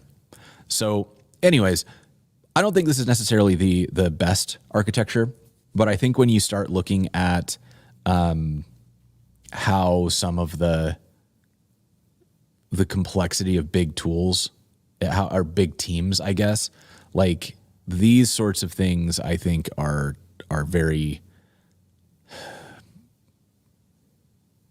It's individual per company, but it is a change worth making. Ooh, how long did that change take? Let's see. So I think it's probably safe to say the change never got fully rolled out because there were teams that were resistant. The team that ran that data service was absolutely opposed to the idea of a GraphQL middle tier. So they started defensively coding, if that makes sense, like trying to guard territory and stuff. So that was a whole thing. At one point I had to fly out to their office, which was in another country, to try to convince them that I wasn't trying to take their jobs, which didn't work. It was a whole thing. And then, so anyways, how long did it take? Over 18 months, we were able to convert a significant number of the dashboards or the UIs in the dashboard to using this new service. We were not able to fully do it because politics are terrible. And the other problem that we had was that I've made that joke before that let's see. I've talked about this enough that I actually wrote a little thing, but they a pie, like doing a good job is a pie eating contest where the prize for winning is more pie. And this is sort of what we ran into, where we started getting results, and by getting results, we started getting attention from elsewhere in the company. And by getting attention from elsewhere in the company, we never did any work ever again because we were always in meetings. Which ultimately led to me leaving. So after 18 months, we were able to we made a lot of progress, and progress was still happening. And I think it still is happening because I know that they still maintain, I open sourced this GraphQL layer way back when. It would have been like 2017 or 2018. And it still gets maintained. I think it still only gets used internally at IBM, but I wanted it to be open source. And I don't know, did it work? I would say it worked better than what they had before. My guess is that there are people in IBM who are pretty frustrated with it now because it is another layer that they didn't build that they have to deal with. And I guess it depends on whether or not other teams decided to embrace this as the source of truth, or if there are like now multiple additional sources of truth sprinkled around the code base, which, who's to say? It's very, very hard. The politics are definitely rough, and so I'm going to, I think I might try to make a video out of this actually. So why don't we just try that? I'm going to, how do I do like a marker on here?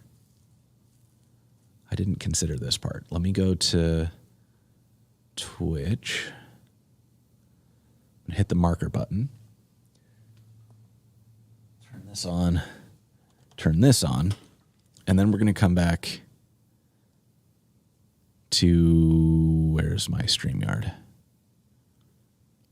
That's not it. Here. Okay. Later, Charles. So, okay. So let's talk about one of we're talking about corporate politics and how hard it is to navigate corporate politics. I think, so corporate politics are a beast that you can't tame. And no matter what you do, it's always going to be slower to do something with a big team than it is to do something with a small team. And this is one of the major trade-offs that we make when choosing whether we're going to join a big team or a small team. So let's talk a little bit about how this all works. So I had built this service that was getting significantly better results than anything else in the company at the time. I was working at IBM, and there were 30-something teams that all had to, there were 30-something teams. Each one needed to maintain some portion of the app, and the way that it had been done before was very convoluted. There were a lot of leaky dependencies where people were reaching into other parts of the code base, and that made it very hard to iterate or maintain things because everything was touching everything else. You had to check the whole code base to see if you had a regression. So what I had done is I had built out this service that kind of abstracted everything over the top. So we had this middle tier, and underneath it, there were all of the microservices. And just kind of oversimplify this graphic a little bit. And so what we were able to do is get these microservices hooked up so that up on top, we were able to set up our front ends in a way, get this over here, right? We were able to get our front end set up in a way that that they were like clearly abstracted away.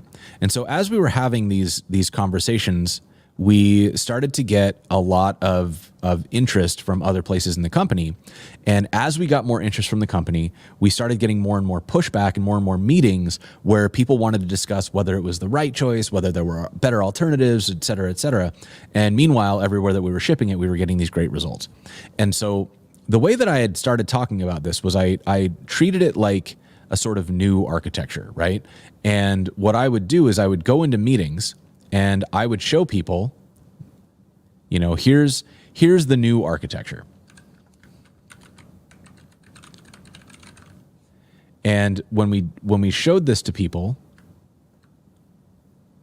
I would kind of stand up in front of the room and I would show them the new architecture, and then I would show them their service, and, you know, I would start drawing like different things on it. Like here's your front end now, and and here's your back end, and like, you know, it was like a huge mess. And this was sort of what we were trying to. How do I make the text smaller? Let's go with medium. Yeah, you go medium. And so like these started to be the way that I would go and communicate, is like I would kind of show people the messiness of their setup, and I was also, there was like security modules, there were like audit compliance, there were all sorts of things that people had to get right that needed to be the same for every service. And what we were pushing was this idea that if you migrated over the way that we were talking about doing it, you would get the security would be done for you. The data layer would be done for you. You wouldn't be managing the front end. The front end would be decoupled. And so this microservice would get much smaller. And when I would show people a diagram like this, they would almost unanimously kind of recoil from it. And I was so befuddled by this, and I was completely confused by the idea that somebody wouldn't be excited to take on something that would make their life so much easier. And so after doing this tour for a bit and having a hard time getting anybody to buy in, I finally like had a meeting with one of the leaders on the team, and I just kind of like poured my heart out, like, what is going wrong? Like, I am doing everything that I'm doing, it shows results. It's making people's lives easier. Everybody who does it is happier. Like, why won't people try this? And he asked me to see what I was doing, and I showed him my diagram, and he was like, oh, I see exactly what's wrong. You got to make the box smaller. And so what he did was he took the exact same thing. And so he was looking at like your service today, and he's drawing like, here's your front end, and here's your security, here's your data. How do I get this back? And here's your compliance, right? And so there's all these different pieces, and they got to be in place, and everything about it needs to be right. And it's a lot of work. And then what he said was, let's see, new architecture. And he made this nice and small.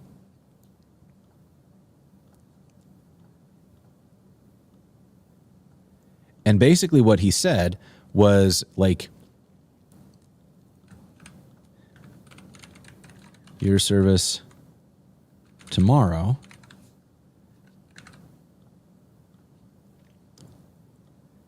and he had the new architecture, and then he had their service, and he drew their service nice and big again.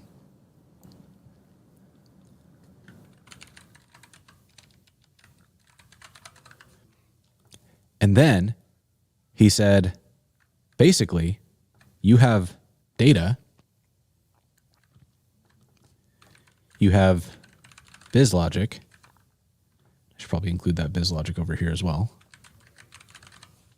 And then all these other pieces here, your front end, your security, your compliance, those are no longer necessary. So he would pull these over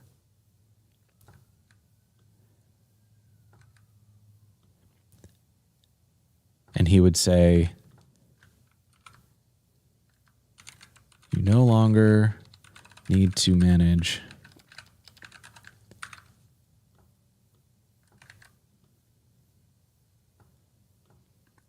and then he would kind of like draw X's through them.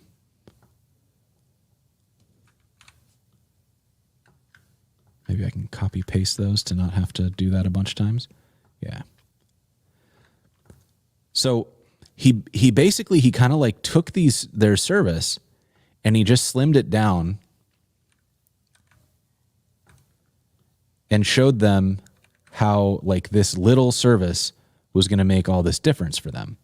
And he was like, the problem is not that your service isn't good. The problem is that you're trying to tell corporate engineers that the thing you're doing is exciting. And everybody who's worked in a large team and with a large product has spent a lot of their time cleaning up the messes of somebody who was excited. Because excited people build big, ambitious experiments, and then when they're not excited anymore, they leave, or they stop working on it, or they abandon it, they move on to their next thing they're excited about. And these engineers end up with a big pile of detritus. Like, how do you think we got to the monolith that we have today? It was people thinking they could solve the problem by adding something new on top of it. So you have to show them that what you're doing isn't adding excitement to their lives. It's the exact opposite. You are making their lives more boring. And that is the best possible outcome. So draw the box smaller. Your architecture is a teeny tiny change that removes a ton of work for them. If you can reframe it that way and show them not what they have to do, but what they don't have to do anymore, you're going to have a much easier time getting people to adopt this play. And so I switched it up and I started talking, instead of saying how exciting it was that we had GraphQL, how exciting it was that we were decoupling the front end and that it was independently deployable and all these things. I instead said, imagine not getting paged because the front end engineers have a bug in their code. Imagine not getting paged because there's an auditing process change that you didn't know you were supposed to put in, that you have to go copy paste from somewhere else in the code base. Imagine not getting paged because there's a compliance audit coming up and you have to go learn what the new changes are to be SOC 2 Type 2 compliant, right? All of those things are things that waste engineering time and make them not want to do their work. This new architecture removed their need to do any of that. The front end was now independently maintainable. All you have to do is make sure the data doesn't break. They're like, great, I understand data. I don't want to do front end. Cool. Give me an API and you never have to think about front end again.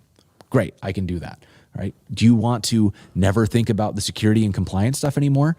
Use this NPM package that you install from our private repo, and you get to eliminate these 10,000 lines of code that are now centrally maintained. And whenever we make a compliance update, we won't break the APIs.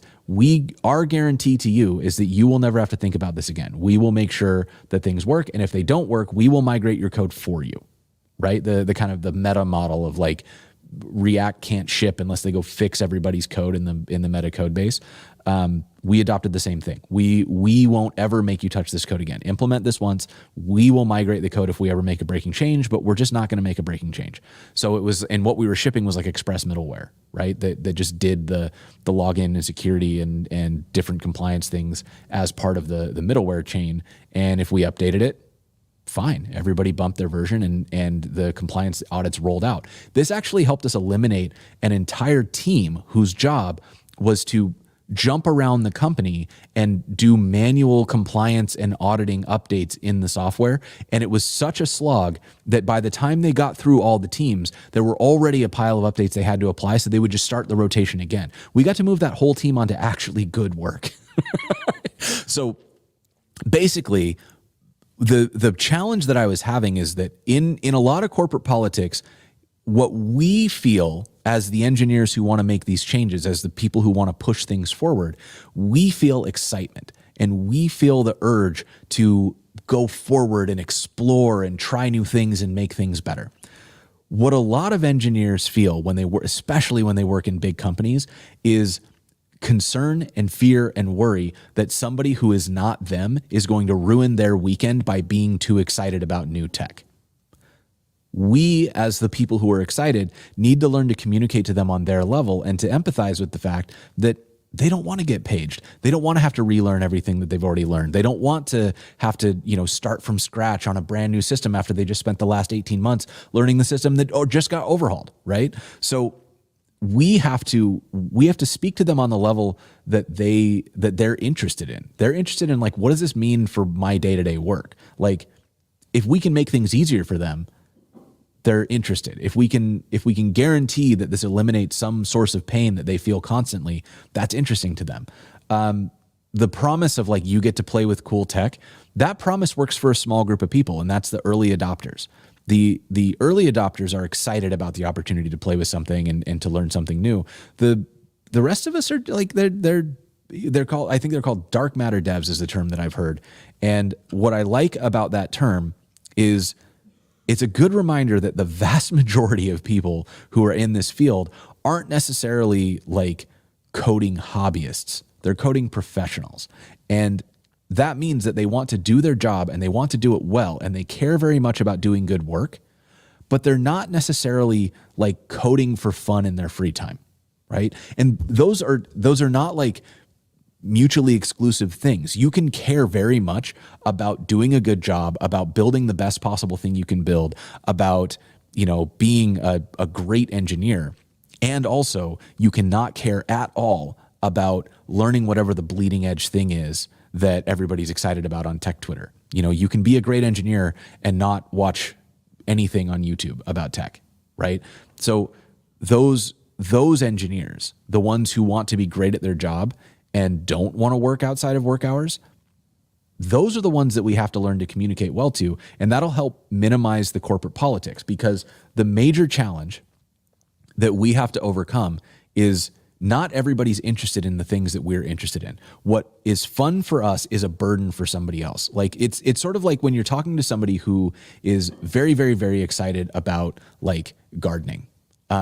If you're not a gardener, the idea of somebody saying, oh my God, but it'd be so much fun. You could go out and you could like dig and you could plant new things and you could tend the garden and you could like rake and you could till soil. And it's like, oh my God, that sounds like the worst thing in the world. Why would I ever opt into that? But for them, that's very exciting. That's fun. That's what they want to do with their time. So if they're trying to convince me that we want a garden, then they're going to have to talk to me about something else. The food we can grow, the extra shade that we get, the lack of bugs, or the whatever, we get extra birds, which controls the spider population, whatever it is, right? There are lots of reasons that you can talk to me that make me want a garden. And I'm going from experience here. Marissa's actually sitting over there and I'm sure she's listening with perked up ears about whatever I'm saying right now. But like, when you're communicating about something that you are excited about, especially in a big group, it is almost a guarantee that not everybody in that group is the same level of excited. And in fact, what is exciting to you might sound terrible to other people in that room. So you rarely want to sell excitement in a corporate setting.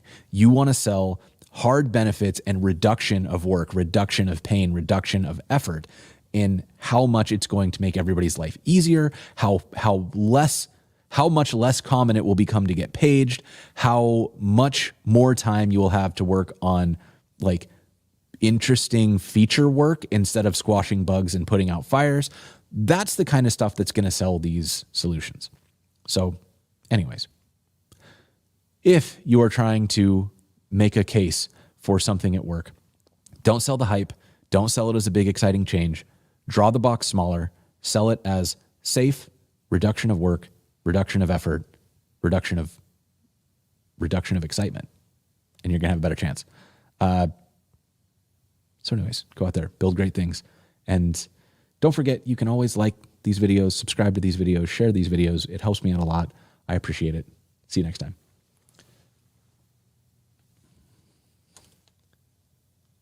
We made a video. We go do another mark on Twitch. Ta-da. Cool. All right. Crossing the Chasm. Ooh, Crossing the Chasm is a good book. Mohammed, I'm a junior dev and I'm supposed to implement fine-grained authorization on the back end using Express and Node. Do you know any good resources I can take a look at to learn this? let's see. There are some good resources on like fine-grained auth. What is that, like RBAC?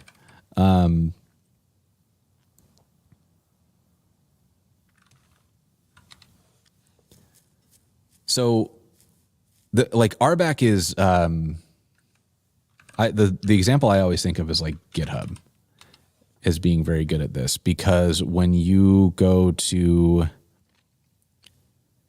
settings, and then you go to developers, and then you get one of your apps.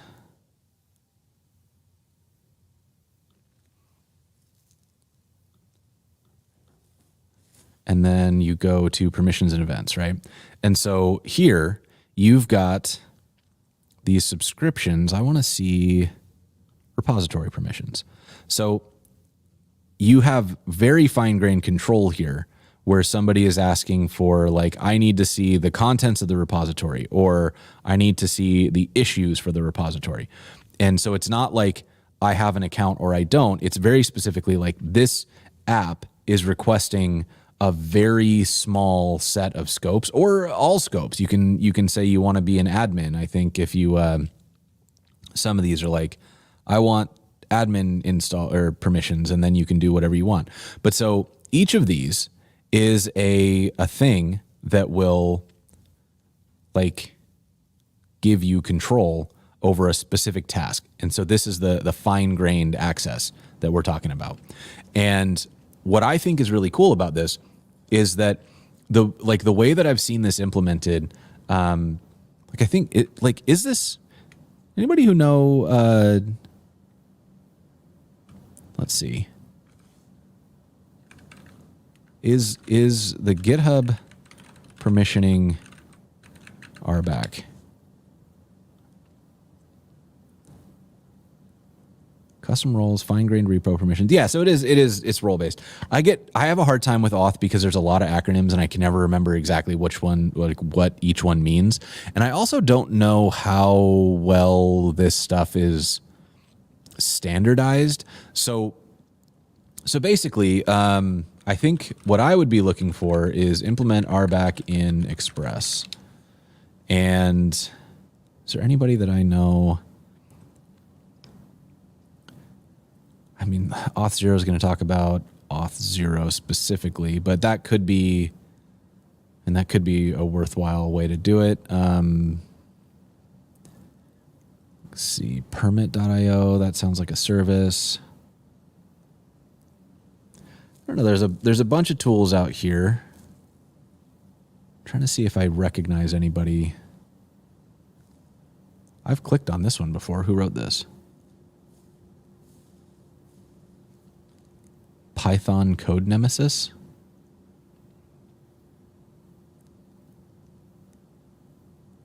Let's see. Is this all Python? Oh, this is regular code, or this is regular code. This is JavaScript.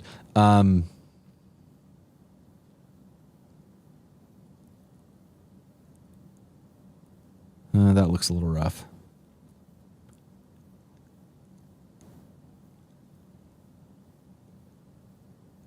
I would say, dig into this. I don't know what the best, if anybody has a strong recommendation on like what the best tools are, that would be useful.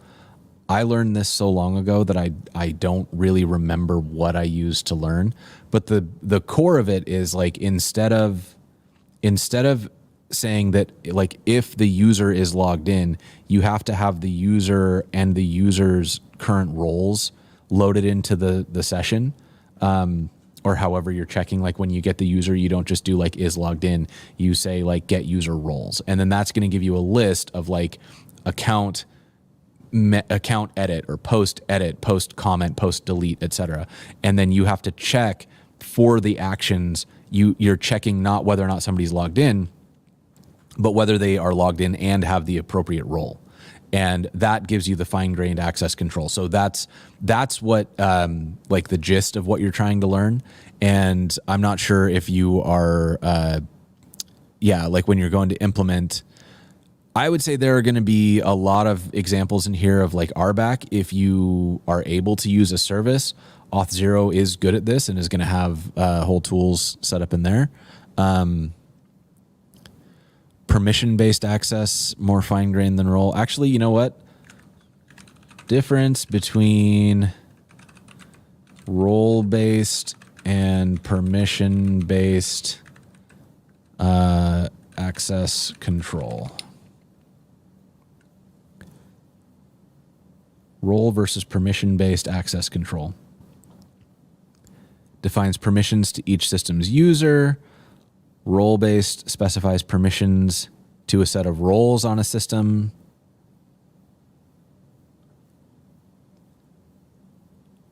I need a side-by-side on this. What does this mean? Using permissions relate to reading, editing, and deleting operations so we can understand permission-based access control as a technique that defines specific permissions for every entity using a system. So permissions are read, edit, delete. Oh, okay. So I think what I was talking about with GitHub is what is being described as permission-based access control, not role-based access control. I was thinking that, well, that makes sense because the GitHub permissions are like, issue, post, issue, delete, etc. And that's not a role. That's not like an editor role. That's very fine-grained permission for what you can do inside the thing. Okay. Yeah. So a role is a set of permissions. Okay. So Mohammed, I was talking about the right thing, but I used the wrong words. Permissions-based access control is the fine-grained access control. I was calling it role-based access control, and that was incorrect. Damn it, jargon is hard. Yes. Okay. Raphael. Yeah. The dealing with it daily. Honestly, like I also think there's something challenging about finding the right size of company for you. Okay, you know what? I've been trying to make this video forever, and I think we can do it today. So I'm gonna do it again. Let's do another video, and we're gonna see how this goes. Let's see. Make a mark. Start the thingy. Start this thingy, and okay. Let's talk for a quick minute about working archetypes and finding the best. How do I need to like say this in a way that makes sense within 5 seconds. Let's talk about working archetypes and figuring out what the best way for you to work is to have the most successful career that doesn't burn you out. So I'm going to start a new thingy here. And let's see. This is working archetypes.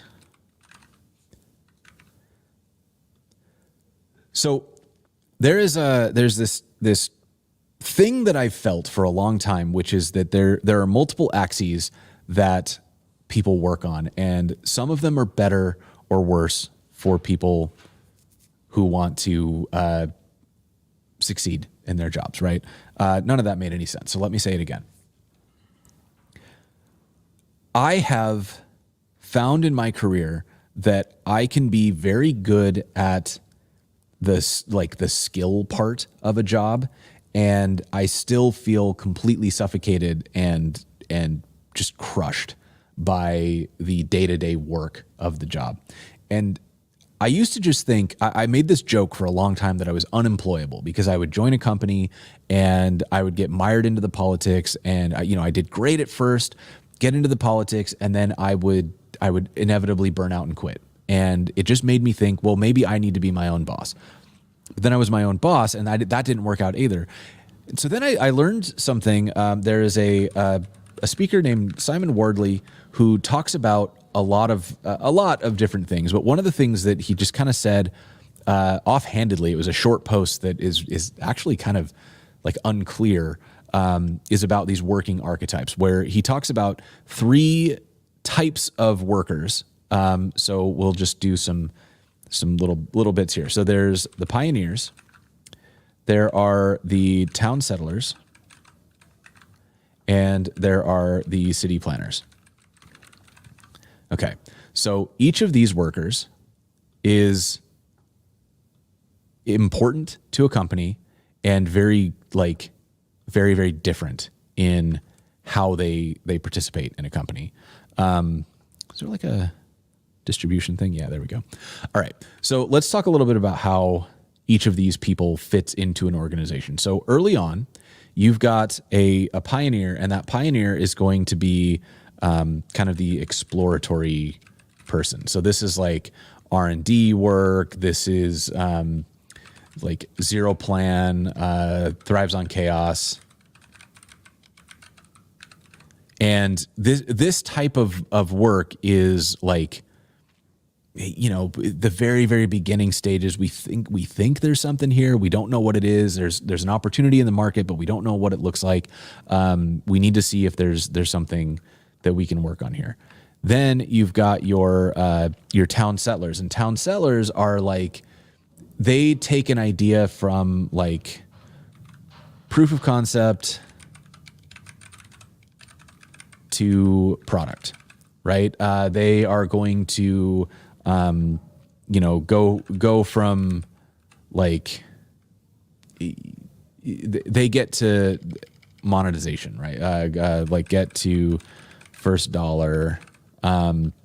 They're going to, they work well in like, some plan, right? Not, so they need a target to shoot at, but not necessarily like firm processes and stuff like that.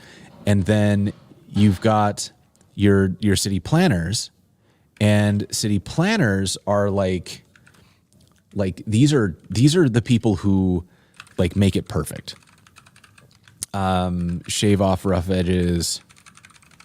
They will, maintain and perfect, and like thrives on like process, but like not like process, like capital process. Like there must be a list. There must be a way that there is a way that things are done, and it must be done that way. Right.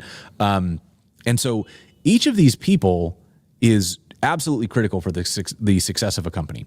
And each of them is like more or less useful at different stages of a company, right? So if we kind of take a little timeline here, in fact, let me do that with an arrow. So we've got company maturity here, and I would say that the first axis we can draw is going to be like level of chaos. Can I rotate this? Yes. So when a company is brand new, they are going to have a lot of chaos, and hopefully as they age, there will be less chaos, right? And the hope also is that if we take, can I do colors? I'm going to do a different color here. We'll go with like a dark blue, and we'll say this axis, right? We'll have a matching axis here. I'm going to pull this over, flip it the other way, and we will say maturity of product. So then, taking the pencil again, the maturity of the product starts at 0, and you hope that it kind of, has this little wandering journey toward being very mature. So, early on, a company wants a lot of pioneers, right? So maybe we can do kind of a thing like this, and you want a lot of pioneers. We're going to turn off, maybe do it like this. How do I move this back?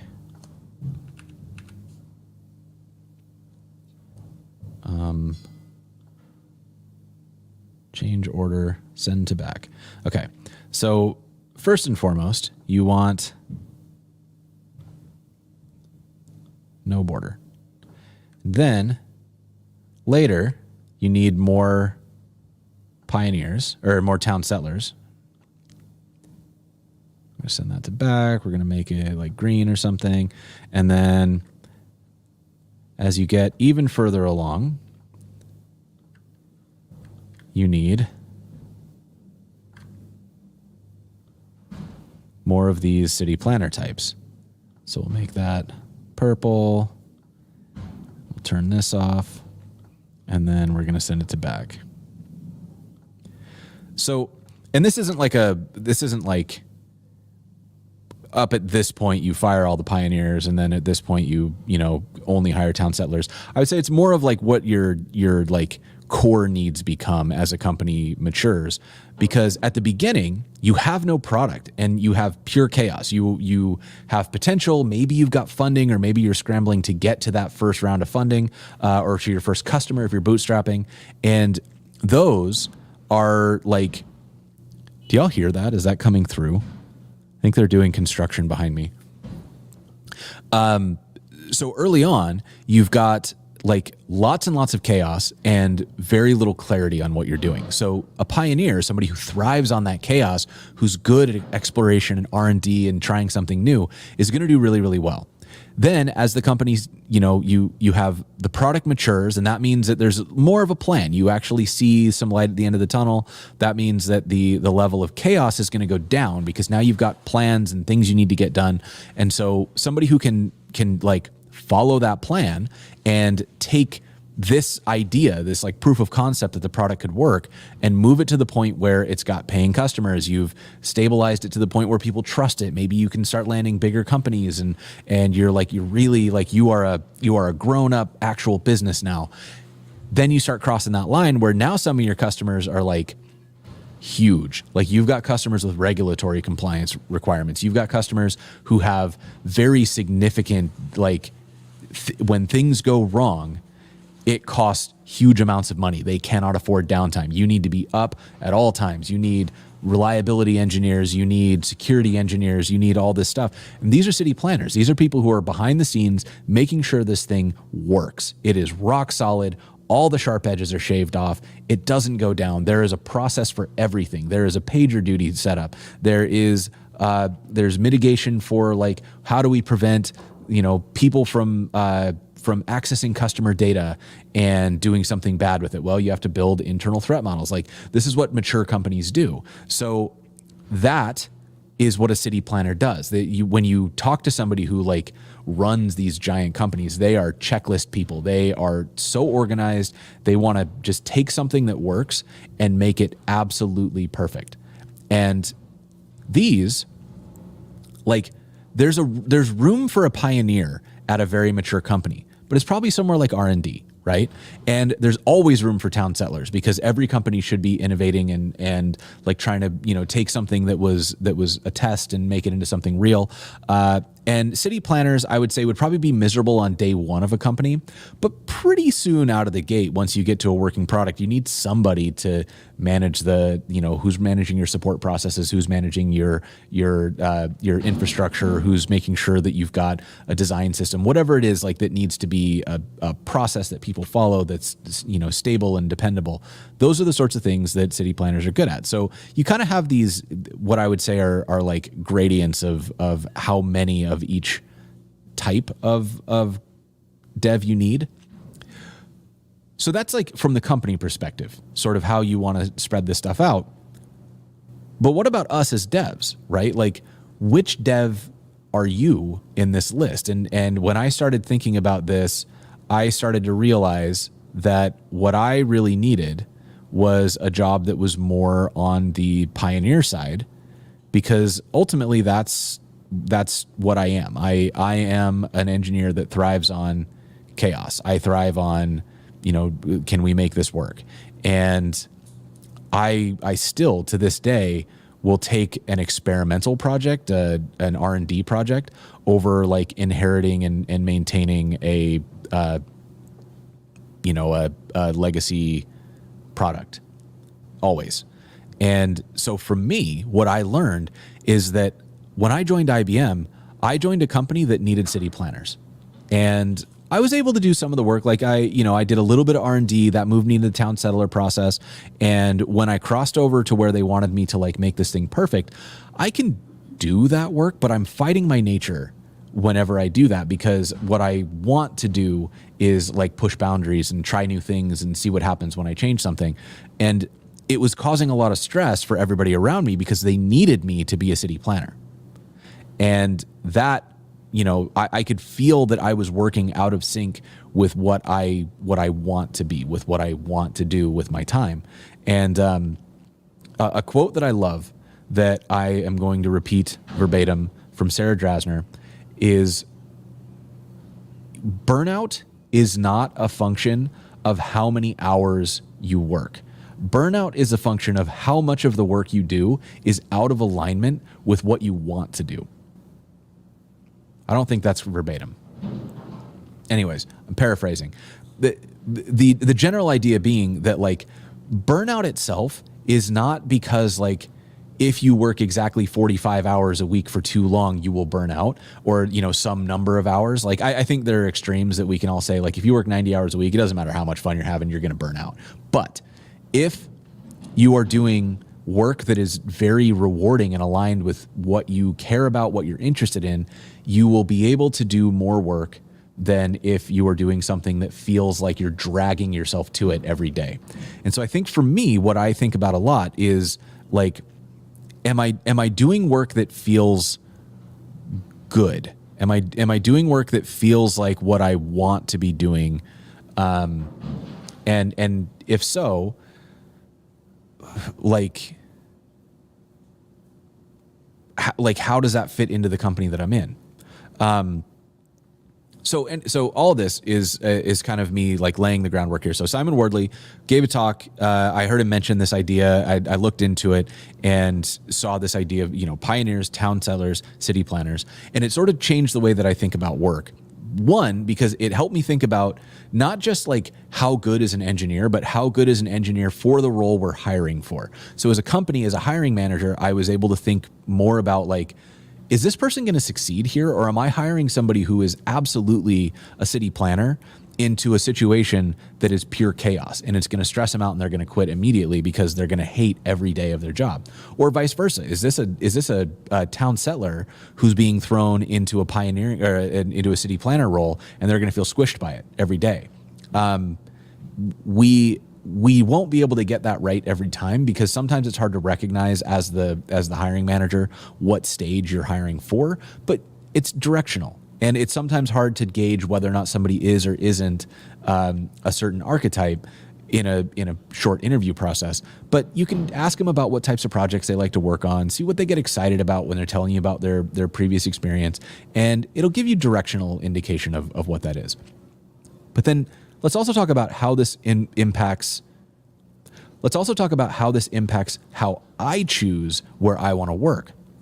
So by knowing about myself that I am in the pioneering side of this graph, with a little bit of town settler, like I don't want to just like prove that something works and then immediately forget about it. I do want to prove that we can make, it can make money. It can be stable enough that somebody would use it. I like that idea. Like getting to actual product market fit, thinking about how it becomes a company is rewarding to me.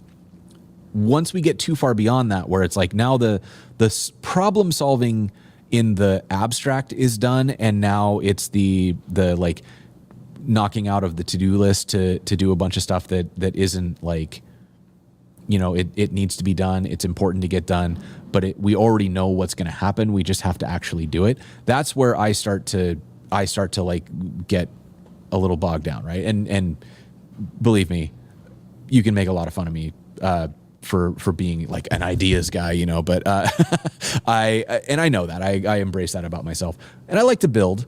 And I like to build to a certain point. And then there's a point where it feels like we're building and nothing new is happening. And that's where I start to feel a little like squeezed. And I try not to take that as like, don't ever finish anything. Like sometimes you got to slog through and just do work, but also recognize where your strengths are and where you have the most to contribute, especially in a team setting, right? Like in business, you should be focusing on your strengths, not trying to drag yourself through improving your weaknesses. Professionally, interpersonally, absolutely fix your weaknesses. Don't use this as an excuse to be mean to people, you jerk. But so when you're talking about like where you fit into an org, if I know that I'm a pioneer, then I should be looking for roles that steer into that. Can I do research and development? Can I do early stage? Can I be like employee sub 15 where everybody's going to need to do a little bit of everything and it's going to be pure chaos and we're all going to be trying to figure this out together? I love those situations. They're very fun to me. Now, I may have just said that and you may have started sweating because it sounds like the worst thing in the world to you.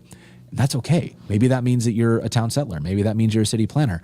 And if so, that can help you choose where you want to work. If you want processes, a clear path, stability, no chaos whatsoever, maybe you do want to go work at a big company with a lot of bureaucracy because it gives you that predictability and that stability and those processes. And you just get to go take that thing that already exists and incrementally improve it every day, right? That can be extraordinarily motivating and rewarding to somebody who is in that city planner camp. And I know a lot of folks who love to work that way.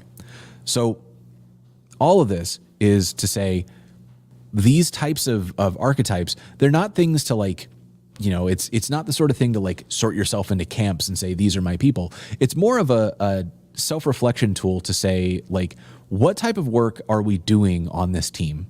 And who would be the best fit to help us reach our goals in a way that won't burn them out or stress out the rest of the team?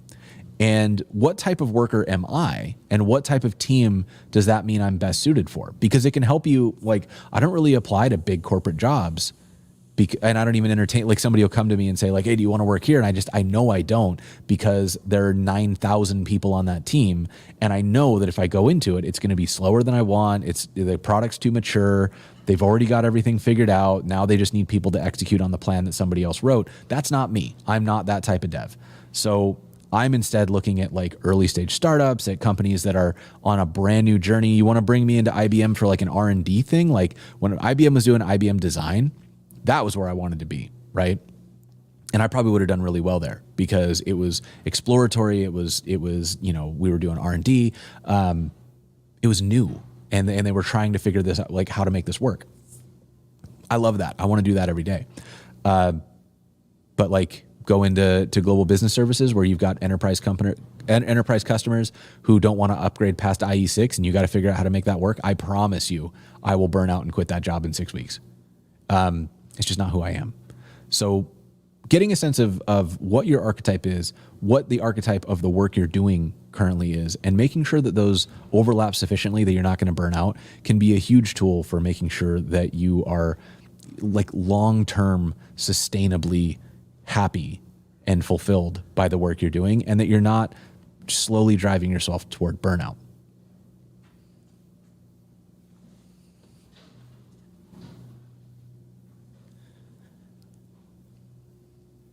Okay. Little marker. Good. You get stuck in a for loop. All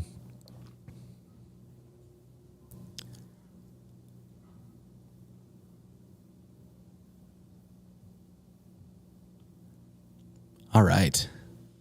What time is it? Jacob enjoys the pioneer leading into town settler. Yeah, exactly. Like you want to kind of like, for me, that's a big thing. You want to, you start with the proof of concept, you establish that it works, that it can function, that it can be a business. And you get to like, for me at least, I want to get to that like the first customers. I want real people actually using the thing. I want to get real feedback and get through the first iterations to make sure that what we've built is real. Once it's real and we know that what we're doing now is sort of incremental improvements, I want to move on to the next R&D thing. And that can be, actually, this is a really interesting thing that I've noticed is like, it sometimes feels bad when you stay at a company too long when the company is growing, because if you join a startup and you're number 20 on the team, you are almost certainly in a pioneering role. And as the company grows, like let's say they get up to, 100 people at the company or 150 people at the company, they will almost certainly cross into needing more town settlers than pioneers. And some of those town settlers will need to start to become city planners. So the thing that you were doing when you first joined, where it was like, well, there's 20 of us, we can still all get on one call, and it's a little hard to manage a 20-person call, but we can do. You can have flat management. Nobody reports to anybody. Everybody just talks to the CEO, and they all make decisions together. And there's a lot of discussion. It's very collaborative. Everybody knows everything that's going on. You don't do that at 150 people. You can't do that at 150 people. You need some processes in place. There need to be plans. There needs to be hierarchy. You need management, because otherwise nobody's going to be able to communicate, right? And that can make it feel like the company lost its soul, but it's actually, I don't know. I think if you do it right, it can be a celebration. Hey, you pioneers just made this company successful. We have gotten so far that we're now at the next stage of our development. Thank those pioneers, figure out which ones are going to stick around to be your R&D department, or going to stick around to be, whatever you need them to be in the pioneering space. And the rest of them, help them find a dope new job doing pioneering somewhere else. That's how you create these killer alumni networks, right? These wonderful, like, people who say it was the best job they ever had, and they don't get to that point where they get burned out and disillusioned because the job's like, well, we don't need you to do what you're good at anymore. We're going to force you to do this instead. And then everybody's sad and grumpy, and people feel like, oh, well, they used to be great and now they don't ever turn anything in. And it's like, well, yeah, of course, right? But yeah, I don't know. Coomer, I don't know if I saw your question. Let me go look. Oh, sorry. Yeah. I rarely watch Twitch, but just studying for a new job, found your background audio. Where do I work? And looking to hop from Adobe to a FANG company. Any system design sauce. So let's see. I've worked at a lot of places. I worked at IBM for a couple years. I then went to Gatsby as like one of the first employees at Gatsby, and then moved from Gatsby over to Netlify. And I joined Netlify around like 75, and I left. Let's say I joined as a principal engineer, left as a VP after 3 years, and now I'm indie. I actually do learn with Jason full time, so I am happily self-employed. System design stuff, I don't have any formal training in it. So everything I do on system design is me having learned it by getting it wrong, or by, in certain cases, getting it right, or seeing how other companies that I have worked with or joined have done it that felt good or bad, right? So yeah, I don't think I would call myself an authority on system design by any stretch. But yeah, if you're looking to hop from Adobe to FANG, like, to be completely honest, what I'm hearing about the FANG companies right now is that they don't have the salaries aren't what they used to be. I think they use that push of laying everybody off as a way to like reassert dominance over the salary markets. So who knows? The Twitch algorithm actually, wow, look at this. The Twitch algorithm actually suggested me to somebody, which is incredible, because I don't think I've ever seen somebody. I feel like everybody who comes to this channel is somebody that I have like directly tweeted at. So welcome. Thanks for hanging out, and good luck on your job search.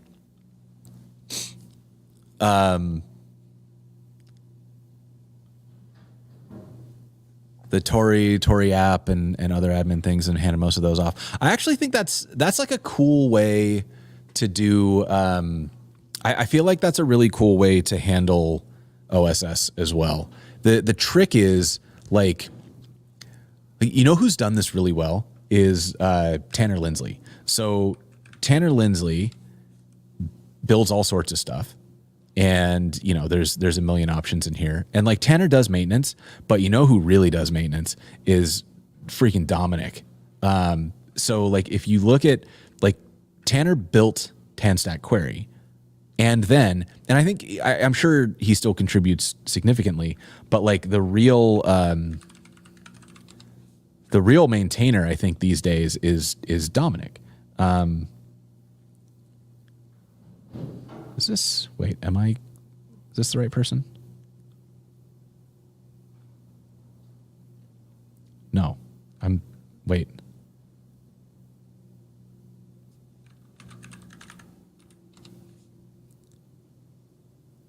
Here, Dominic. So this is later, Raphael. Thanks for hanging out. So now, like Dominic, as far as I can tell, is a killer city planner. Like, has stepped into the React Query project or the TanStack Query project, has taken it so far. Is an absolute fountain of wonderful information about this. Like, so much good information on this blog about how to use Query well, and a bunch of other stuff too. Like, it's not just TanStack Query stuff, but like, this is the best possible outcome because Dominic is like the perfect city planner and took this thing that was really good and has just slowly been working with the query community to make it excellent, right? And again, Tanner's there, but like Tanner's also working on Router. He's working on all the other things that he's working on because he's a pioneer. He's out there like exploring and experimenting and building all this cool stuff. And I guess like he might push back on that, and that would be fair because he runs his company and like he's also town settling and city planning stuff. But like it's clear, in the OSS world, like he's generating things and getting them to maturity, and then he's handing them off to great maintainers. Another really good example of this would be Redux. Mark Erickson, Ace Mark, is like probably one of the most prolific OSS maintainers that I've met in terms of his ability to just pick this project up and run with it. And I'm like another one that I'm thinking of is like Jessica Janik has joined the Angular project, and Angular is about as mature as an open source project can be. And once she joined, she got heavily into the like design and modernization and started doing all these things to help bring Angular even further forward. And that's not to diminish any of the work of anybody else on the Angular team, because they're doing great work over there. But to see these people who are like excellent city planners coming into these open source projects and just doing a fantastic job of it, it feels good when you see that happen with a project where somebody is really very clearly like they find their home and they're happy to take these projects and make them so stable and so polished. But okay, where are we at on time? So it's 11:45. We're kind of winding down. Anybody got any last questions before I wrap this one up? Let me pull out to this view here. So, anyways, yeah. Well, this was fun. I'm happy about the new layout. I'm happy about the fact that we recorded a couple videos. I think they were both a little longer than I would want them to be, so we'll see what happens in the edit. But either way, I'm happy I talked about that stuff because I feel like that's stuff that I say in conversation a lot, and so getting it recorded in a way that we can maybe use as a video is good because then I can point to that, maybe make a blog post out of it. But yeah. Anybody else going to Universe? I'm going to GitHub Universe in like 3 hours. My flight is pretty soon here. So I'll be in San Francisco this week. If you are around, hit me up. I'll be hanging around the GitHub Universe venue, and I'm like pretty busy. I got a couple things I'm recording, some people I'm meeting up with, but who knows? Maybe we can get a drink or something. And if you're going to be there, definitely let me know. Otherwise, I have no stream this Thursday, but I have, let me pull this screen back up. I do have a stream next Thursday. Next Thursday will be the 16th, I believe. Yes. And we're going to have Rich Harris on. We're going to talk about Svelte 5. I'm super, super excited about that one. I've intentionally not looked at Svelte 5 so that I am very brand new to it all when Rich comes back on. Then we're going to have Thanksgiving is the week after that. We're getting into the holidays, so things start to fall apart schedule-wise. The week after that, we've got Andrew Powell coming in to talk about building emails with JSX. I've got Mark Texan, Mark Thompson. He does Good Mornings with Mark on Twitter. If you haven't seen that, is coming on. We're going to do some Angular stuff. Jessica Janik is also coming on in January, I think, and we're going to talk about Angular. I've got Adam Argyle is supposed to come down to do an in-person show in the studio here, so that's going to be really fun. We're going to figure out how to make that work. I'm so excited to figure that out. It's going to be chaos and it's going to be great. So yeah, lots of fun things coming on the show. Make sure you can add join the Discord if you want to be part of that. You can also just add it to your calendar so that you see the episodes when they're going live. Subscribe on YouTube, on Twitch. Those subscriptions on YouTube are free. The numbers help. People tend to take YouTubers more seriously when they've got high sub counts. So if you don't mind, thanks and please and thank you. And then, let me send a link to the Discord because I don't have that command set up. There it is, if you would like to join the old Discord. Or you can get on the newsletter because I always put the schedule on the newsletter. I put stuff that has been published elsewhere out on the newsletter.